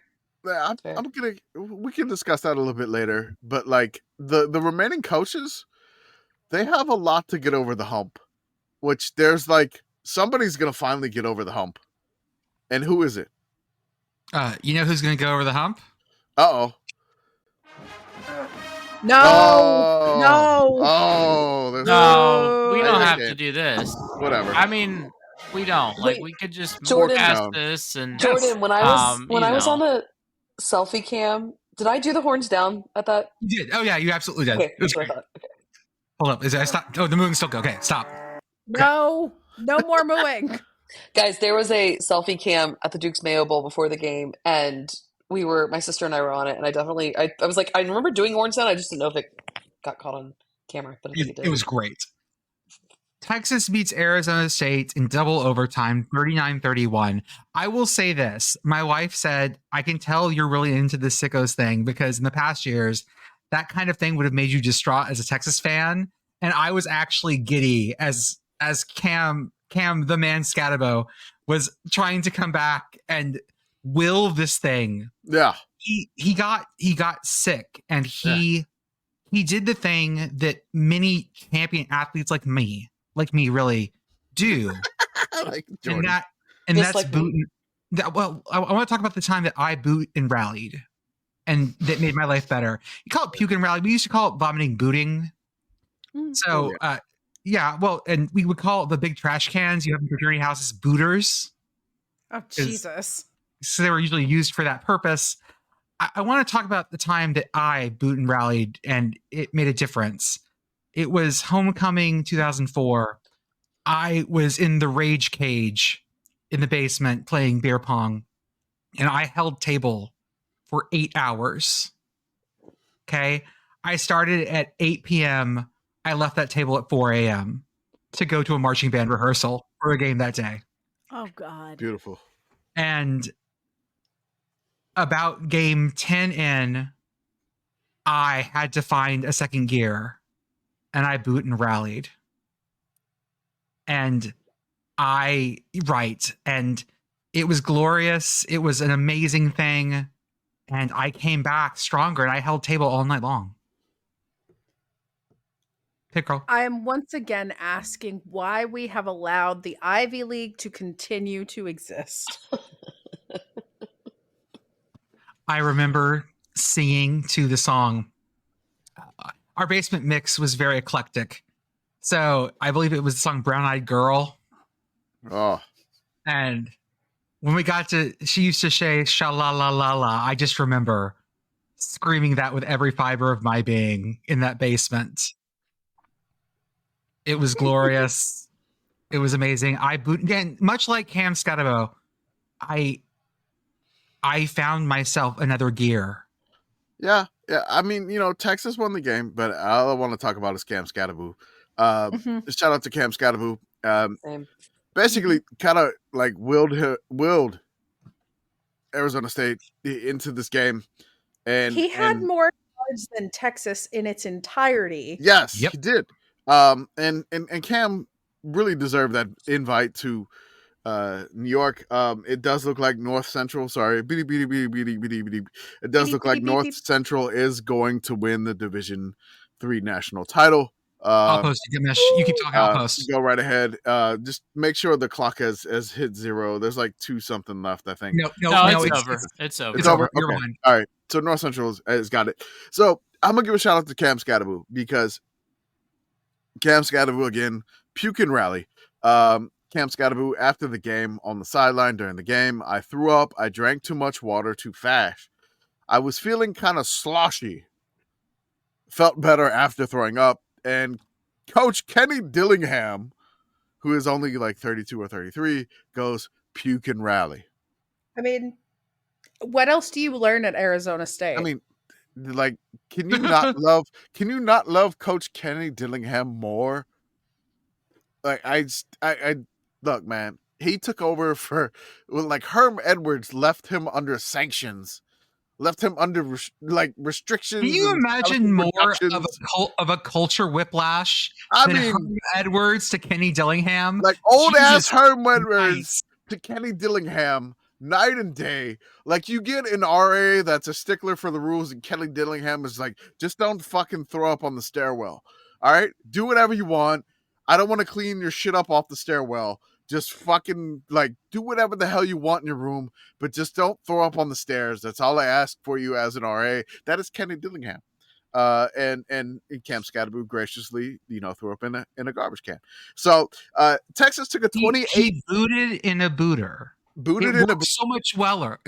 God damn it. Well, again, why are we continuing to allow the Ivy League to exist? So let's go back in time here. Linear time was a mistake, Pitt Girl. Oh God, we're gonna do the Scooby-Doo ending. All right. Texas took a 28 lead over Arizona State with 10 minutes and 17 seconds left. With 5 minutes left, it was now 24-24.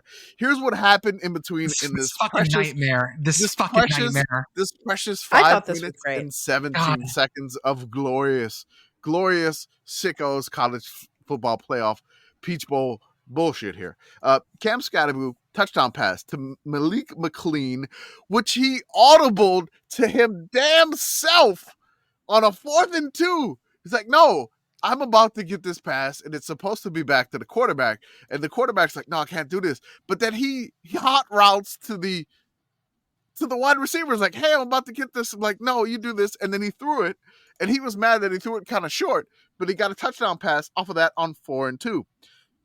Quinn Ewers was then intercepted by Javon Robinson. Then a Sam Levitt 62-yard pass over the shoulder catch by Cam SKATTEBO with a face mask penalty on top of that for safety. Michael Taffy tacked on because he ripped SKATTEBO's helmet off when he was trying to tackle him, because that's kind of the only way you could bring SKATTEBO down. He Just did rip do his that. fucking helmet off.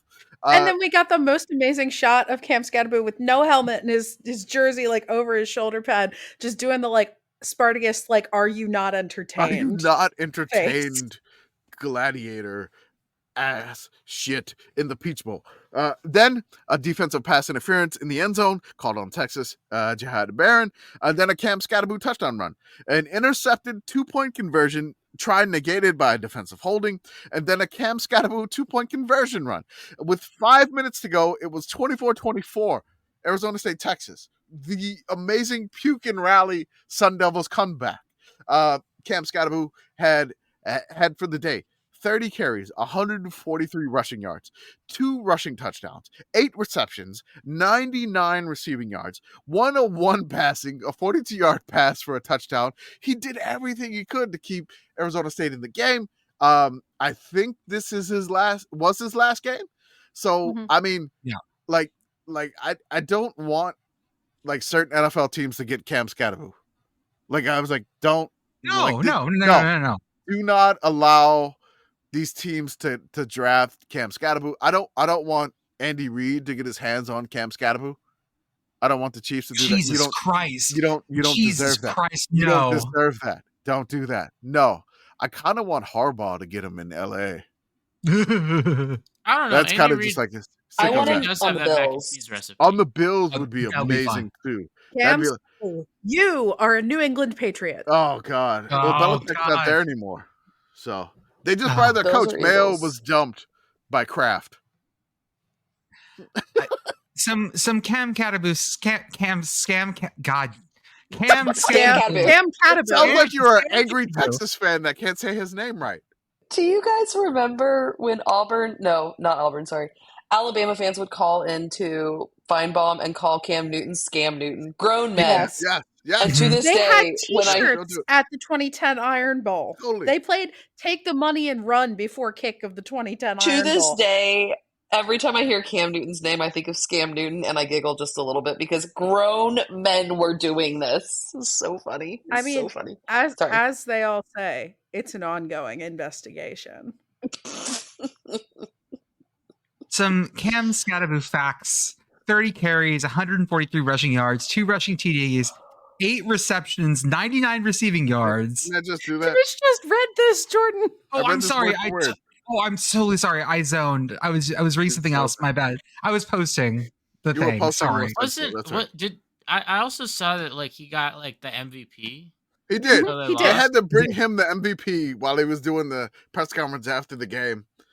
They brought him the MVP. It was like, hey, like the Peach Bowl person was like, we normally don't do this in our 30 some odd year of the Peach Bowl. We normally don't do this, but Cam won the MVP. There was only one person it could go to because he willed that shit into being. Now Quinn Ewers' pass on 4th and 13 was fine. It was great. Arizona State did the zero blitz and nobody got close to Quinn. No, not at all. Nobody. The ball's supposed to come out fast and it did not. And that's why they got behind Arizona State. So Arizona State's defense is they're going to come out quick. And the only problem is nobody got to Quinn. Mm-hmm. So shout out to the Texas O-line on that one. Hey, girl. Before we hop off this game, I would like to take a moment to appreciate the fact that for the second game in a row, Texas has missed 2 field goals, which I believe you can call hooking them. This panics me. So we get Texas wide right. Arizona State gets the ball back, does not do anything with it. Also, I don't want to get into the discourse on the targeting call because I think we can all agree that was targeting, and what the fuck was what were the officials doing? Because how is it not? Anyway, that's the thing is they changed the rule this year to be it's the part of your head that's here, but there's no way it's a defenseless receiver, so that would not have mattered. Right. So I mean, and if that's what they're well, technically, I'm no, whatever. Yeah, and no, you pissed off the Big 12 commissioner there, so that's fun. The point of the rule is to make the game safer. So, anyways, I won't get started on that. But yes. So, but anyway, so Arizona State does not convert, and Texas gets the ball back and kicks a field goal as time is expiring, and it's a doink. The doink of justice. And I screamed doink when the doink happened, and obnoxiously Pit Boyfriend looked at me and was like, we have neighbors, right? And I'm just on my couch. He's at one point he was touching me to try and figure out what my pulse was. I'm not even invested in Arizona State, right? But I'm I screamed out when the ball doinked. I was just like, ball don't lie. It's ball don't lie. Take that, Bert Auburn. We're not invested, Pit Girl, but we are considering. We are. Yes. Oh, yes. Always forever consider Arizona State. We shout out to Brooklyn. And then we go out of the Peach Bowl and we're all jacked up. Now they start the Rose Bowl, no matter what. The banner in the upper right-hand corner of the end of the Peach Bowl that was by the way, the Rose Bowl has started on ESPN too. Shut up, ESPN! I'm watching Arizona State. No one gives a fuck about your stupid Rose Bowl. I had a tweet. I was just the Rose Bowl is your regular demanding a table, but the Peach Bowl just ordered a really complicated dessert. Oh yeah, they got the cherry jubilee. God damn it! Damn it! They want the creme brulee that takes 27 minutes. The Rose Bowl is your regular. The Peach Bowl is the one that's going to tip you better. That's all I'm saying. 100%. I didn't watch any of the Rose Bowl because, by the time it was on my TV, it was we knew how it was going to go. Yeah, Ohio State absolutely curb stomps Oregon here, 41-21. I do want to say I thought it was clever satire. I thought it was very clear when I posted this because I found the flight track for the Goodyear blimp.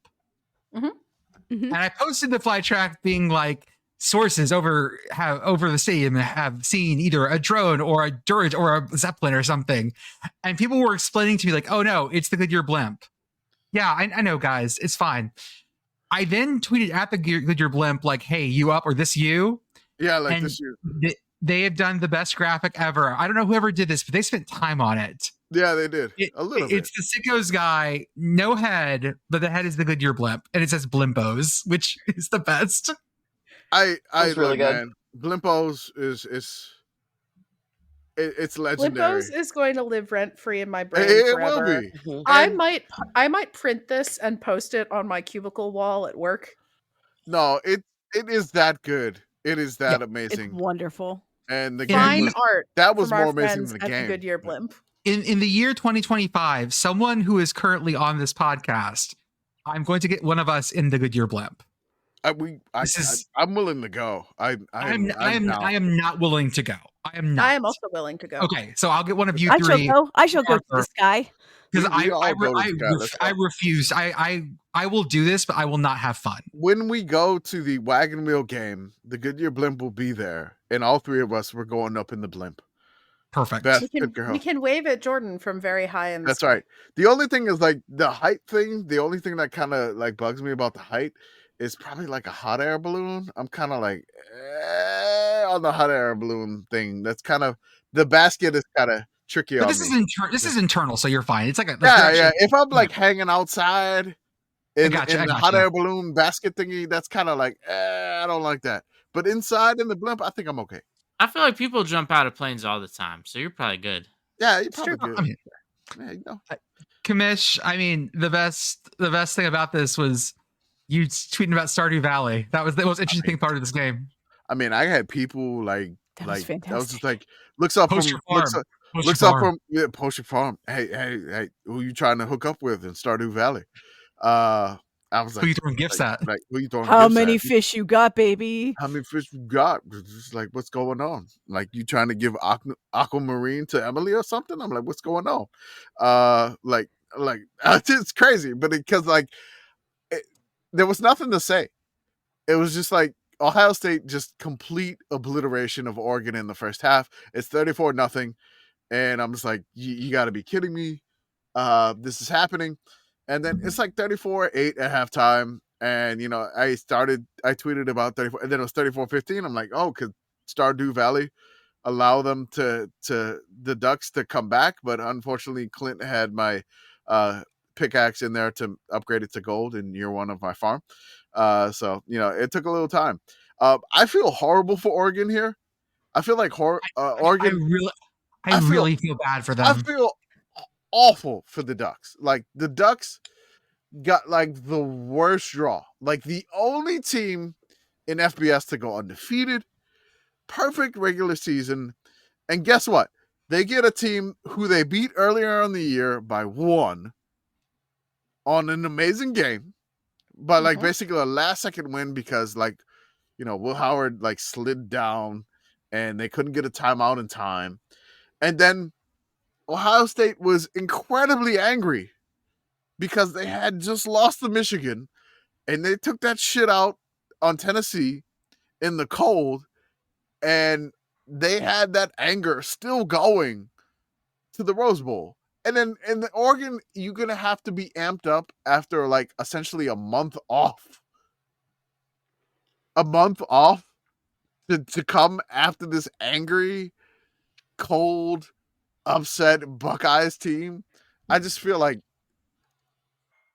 Ohio State had too much talent and too much anger to just like when you have that much anger and frustration to release on Oregon, I just feel like it's just incredibly unfair for the Ducks. Like that's a shit draw.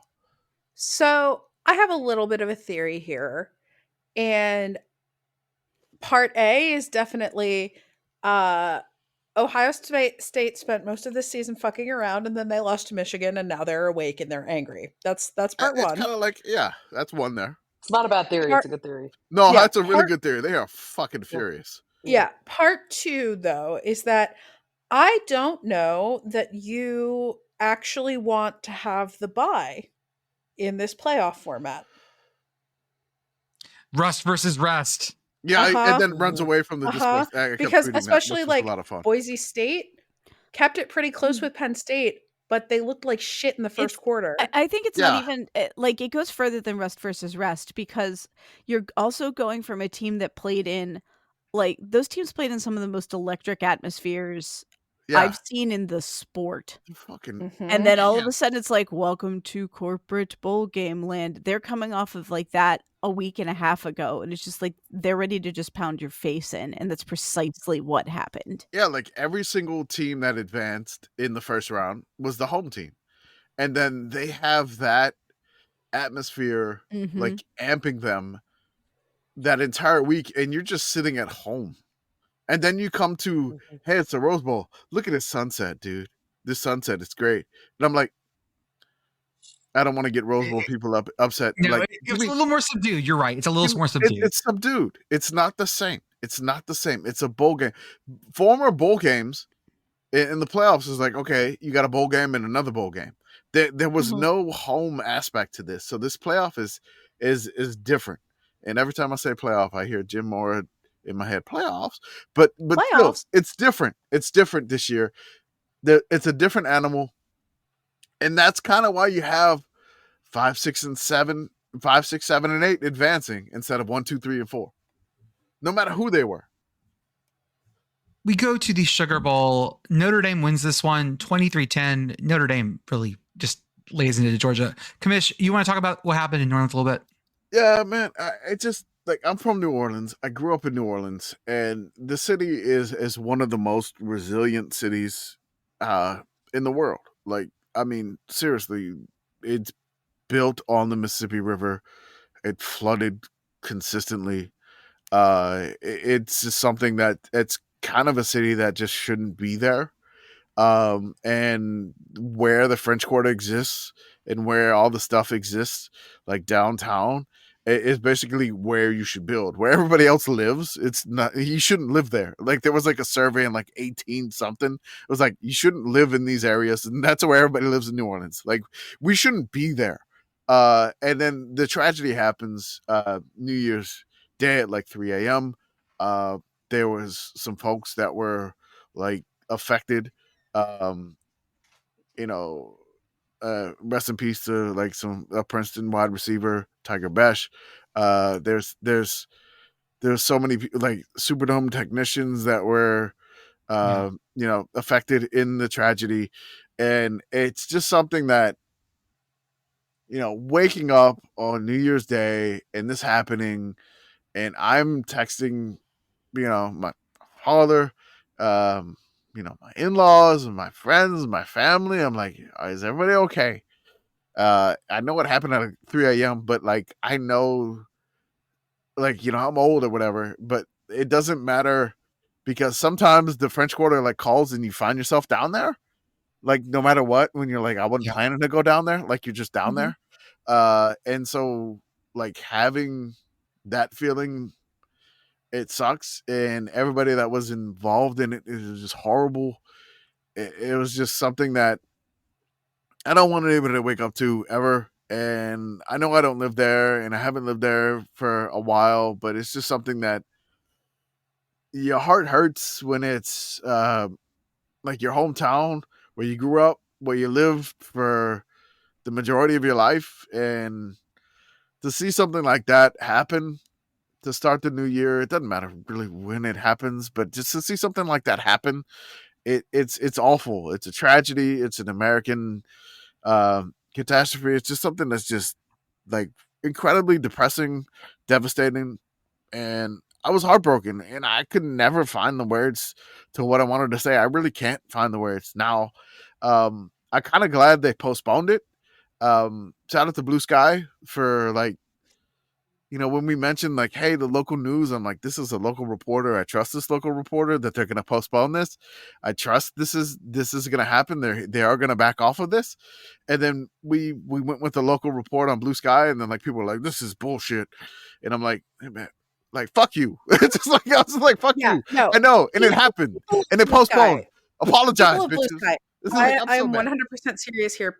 People of Blue Sky, just because something is not yet on the local news's website does not mean that the local news is not in fact reporting that thing. Yeah. I encourage all of you children, regardless of whatever your age is, on Blue Sky, to learn a little bit more about media literacy before you start going off about what media reports mean. Thank you. Yeah. So we talk about the game here. This becomes very quickly. It gets away from Georgia very quickly. Notre Dame, I feel like Georgia had it shot. Like they had their moments. Once they were down by like 10, it was over. Well, because Georgia had that awful first half they always have, where they don't score shit in the first half. They're always slow to start, and they got them this time. Well, they were okay until like Notre Dame dropped like 17 points on them in 54 seconds. Talk about your mean, middle eight, man. Talk about your fucking middle eight. Like that was just Right. like, okay, they're down 10, like bam, opening kickoff, Notre Dame's up 17. You're like, fuck. They come down and they make it 2010, and it's just like they were all over like Stockton's, like Gunnar Stockton, the backup QB for Georgia's ass all night long. And Notre Dame had a great game plan. They had a great coaching performance by Freeman. I'm gonna give a shout out to Kirby Smart. Like he was coaching his ass off. Like he was working every single area to try to find something, because he was like, he's just, I mean, he was like uncovering like every single fucking thing to try to get his team back in the game. And I mean, he couldn't pull it off. Like Georgia could drive, but just couldn't finish the drive. And credit to Notre Dame. They had the athletes, they had the players, they had the defense, they had what they needed to advance, and great game by them. Katie, Ole Miss wins the Gator Bowl 52-20. I don't care about that, except that Manny Diaz is entering some salt and pepper phases here. I mean, but Manny Katie, Diaz with a beard threw me the fuck off. Like he's in Jacksonville and now he has a beard, and I'm like, I think Manny Diaz could look sad on a jet ski. Just like I think Manny Diaz with the beard and his face after like they had his. It was a little Gerard Butlery. They had his face. It had his face, and it was just like it was like Manny Diaz interview after the first quarter, outgained 199-36, and Manny was just like, Manny knew. He knew it was coming for the rest of the game. He knew what the Chiron said. My friend Wade pointed out, and I can't unsee it now, that he looks like Donald Trump Jr. with that beard, and I cannot unsee it. I know. I'm sorry. I know. It's in my brain now. I'm not going to say no. I'm going to say no. I was going to say deposed Latin American dictator. Like he looks like he's just like been run out from his, the junta has just taken over. Like that's what it looks like here. I don't care about this. Katie, tell me about the news you broke about Lane Kiffin. Lane Kiffin, let's do this. I need some explanation on some things here too. So just so we're all clear, if I was not going to the Mayo Bowl, I would have definitely gone to the Gator Bowl because he's coaching in it. And he's going through something, clearly. Like his Instagram posting lately has been particularly unhinged. You tipped off Holly Anderson on the Fullcast all this Instagram posting.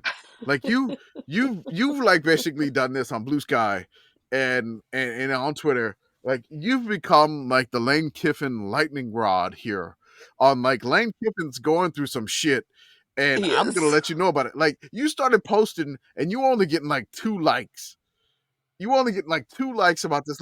Lane Kiffin is posting quotes on Instagram, and Katie's like, "What the fuck is Lane going through?"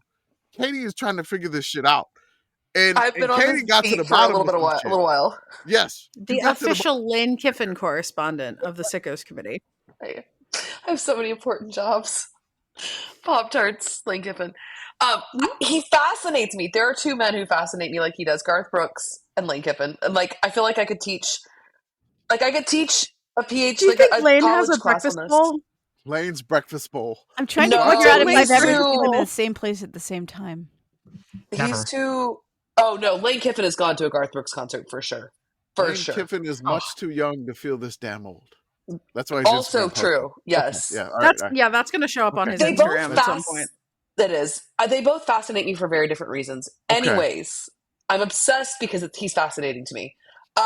He's been going through some things. A lot of his posting energy, I can't remember if I've shared this, but it feels like an Applebee's server, like in my hometown, who's like 30 or 35, dating a guy who drives a Honda Civic and works retail somewhere, and her heart's broken over it. And I'm like, sis, you need to get over it.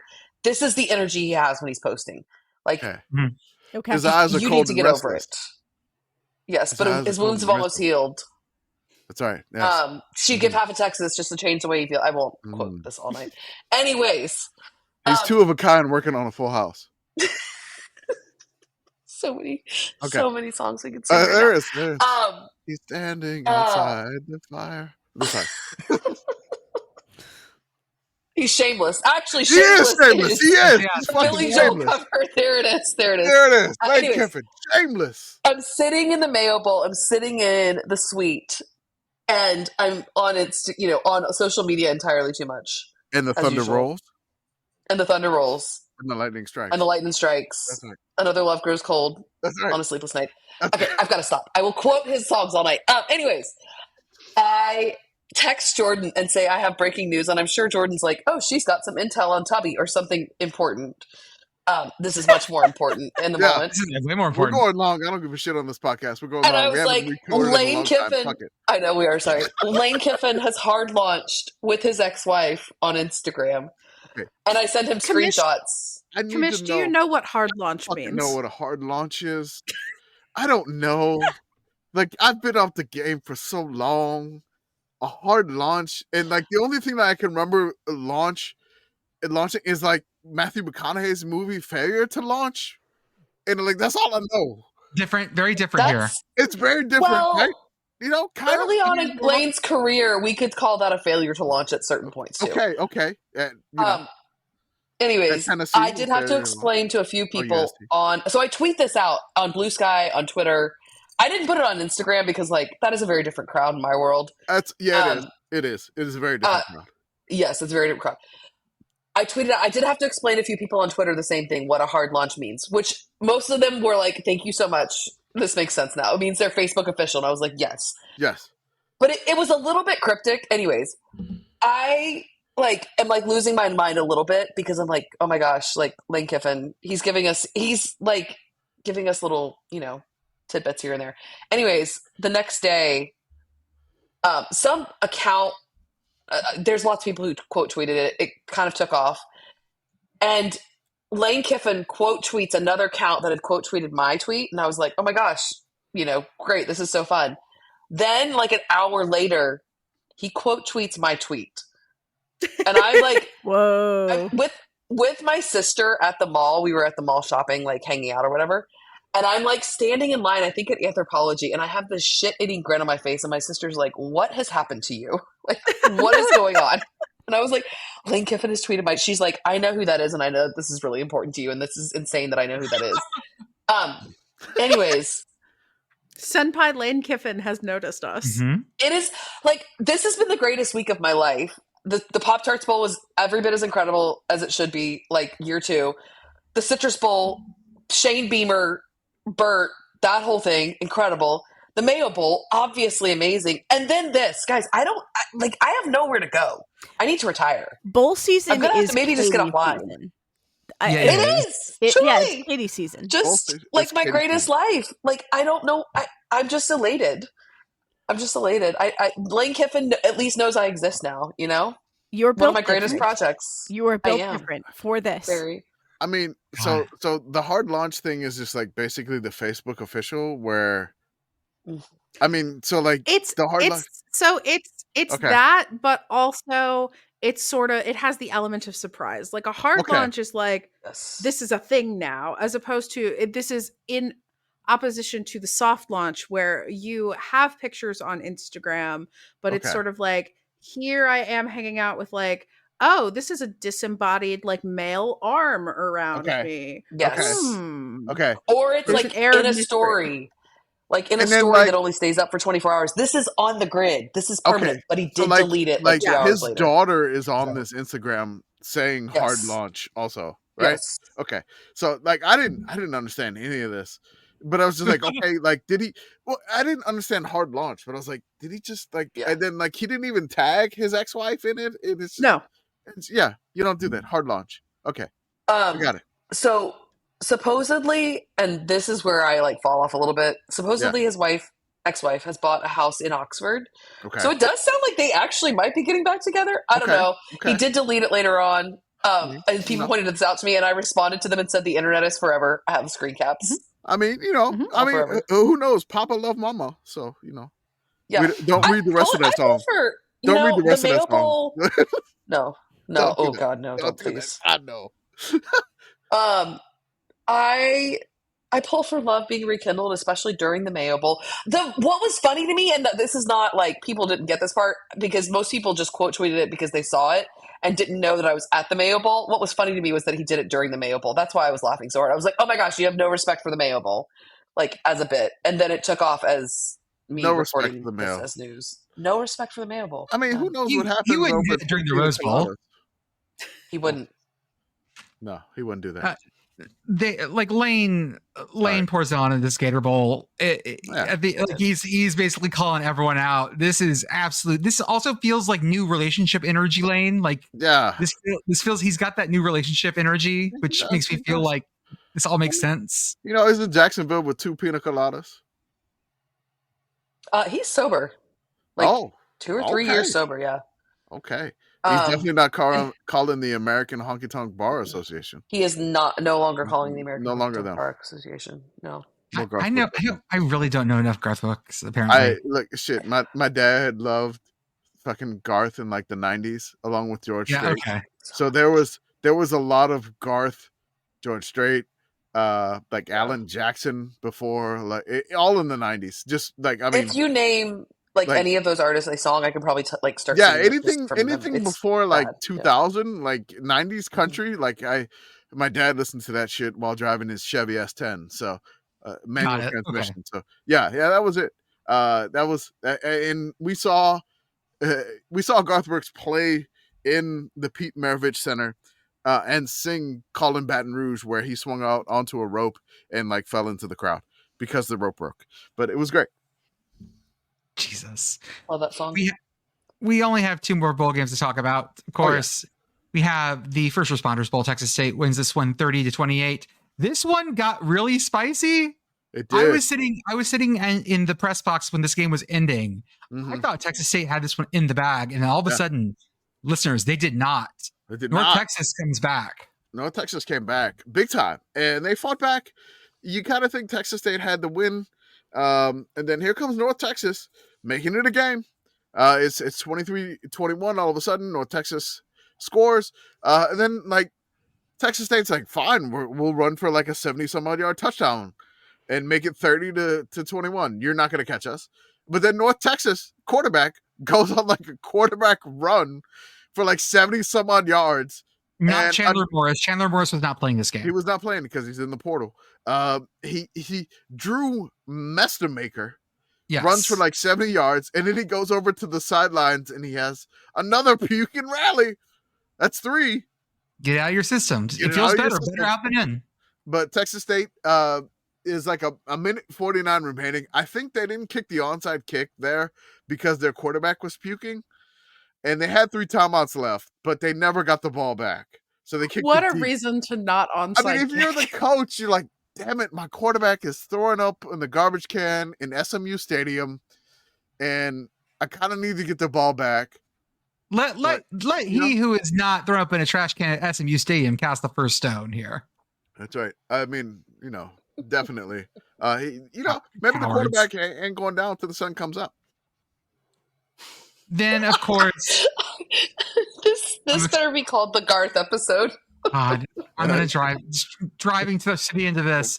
Lastly, all by itself at 11 a.m. Eastern. I love Buffalo. This. We got Mayo Bowl that Friday night, and then we had Bahamas brunch.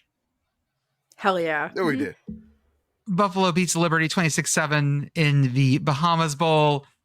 Jamie Chadwell. Hey, Liberty. Hey, Liberty, guess what? You just got Pete LemBuffalo'd! That's right, bitch. Pete LemBuffalo, baby. Okay. 9 wins. Christ. We fucking all about Pete LemBuffalo. Arthur, I'm going to need a clip of just Commish saying bitch like that so we can add it to the soundboard. Pete LemBuffalo, bitch. That's right. This was fascinating. Jamie Chadwell rocking a Jesus One shirt. Yeah. While being shut out by Buffalo was a lot of fun. Yeah, you know who else won, Jamie Chadwell? Pete LemBuffalo. Pete LemBuffalo, baby. Jesus won. Pete LemBuffalo won. The Bahamas Bowl, that is. Commish, give me the best name that I've seen in a long time. All right, look, man. Shout out to Buffalo's kicker, Upton Belenfant. The Buffalo kicker. Upton Belenfant was my favorite journalist from the 1800s. I just think it's a Bruno Mars song. It's Upton Belenfant instead of Uptown Funk. I like it. Upton Belenfant's gonna give it to you. But again, he did give it to Liberty. He did. 4 for 5 on field goals on the day. The only miss was hilariously Sickos, and it led me down the path to another Substack because of the ridiculousness of the miss. It was a 30-yard Path of miss. righteousness? That path? The path of righteousness of this miss. So shout out to Upton Belenfant. Buffalo went on a drive that was 17 plays, 68 yards, time of possession, 10 minutes even. Upton missed his only field goal of the day, a 30-yard field goal he missed, which is this drive itself was basically the reason I created the Substack post that is going out on Monday. If you don't subscribe to the Substack, it's free, whatever. But I got the idea while watching the Bahamas Bowl because of this drive, that it ended in a missed field goal, and it was a non-scoring drive that took 10 minutes even. So I was like, there's got to be more drives that were longer than this that ended in non-scoring aspects. And there was. This Buffalo drive was the 7th. So there were 6 more drives that lasted longer than 10 minutes that resulted in no scores. So there's more on the Substack for that. So shout out to Upton for that. He was not the MVP because apparently a Buffalo linebacker had 2 pick sixes. Some more to help Pete LemBuffalo's Bulls achieve 9 wins. 9 wins for the second time since 1999. They were partying in the Bahamas like it was 1999, along with having a dog versus child race on the Bahamas Bowl track. And then as soon as that race ended, there was a pick six, which is absolutely beautiful. We need to make our children compete more with animals. It was amazing. This is fine. I mean, you gotta be kidding me. The Buffalo Bulls. Like, if you don't win the MAC, you want to win the Bahamas Bowl as a MAC team, I would think, right? That's your goal. Yeah, 100%. Like, I think Conference USA too. Conference USA too. Like, that's usually who gets the spot. Like, if you want to be like, if you're not going to win CUSA, you want to go to the Bahamas Bowl and win it. It's funny. Like, Jamie Chadwell said Jesus won, but I'm down with Pete LemBuffalo and having friends in low places.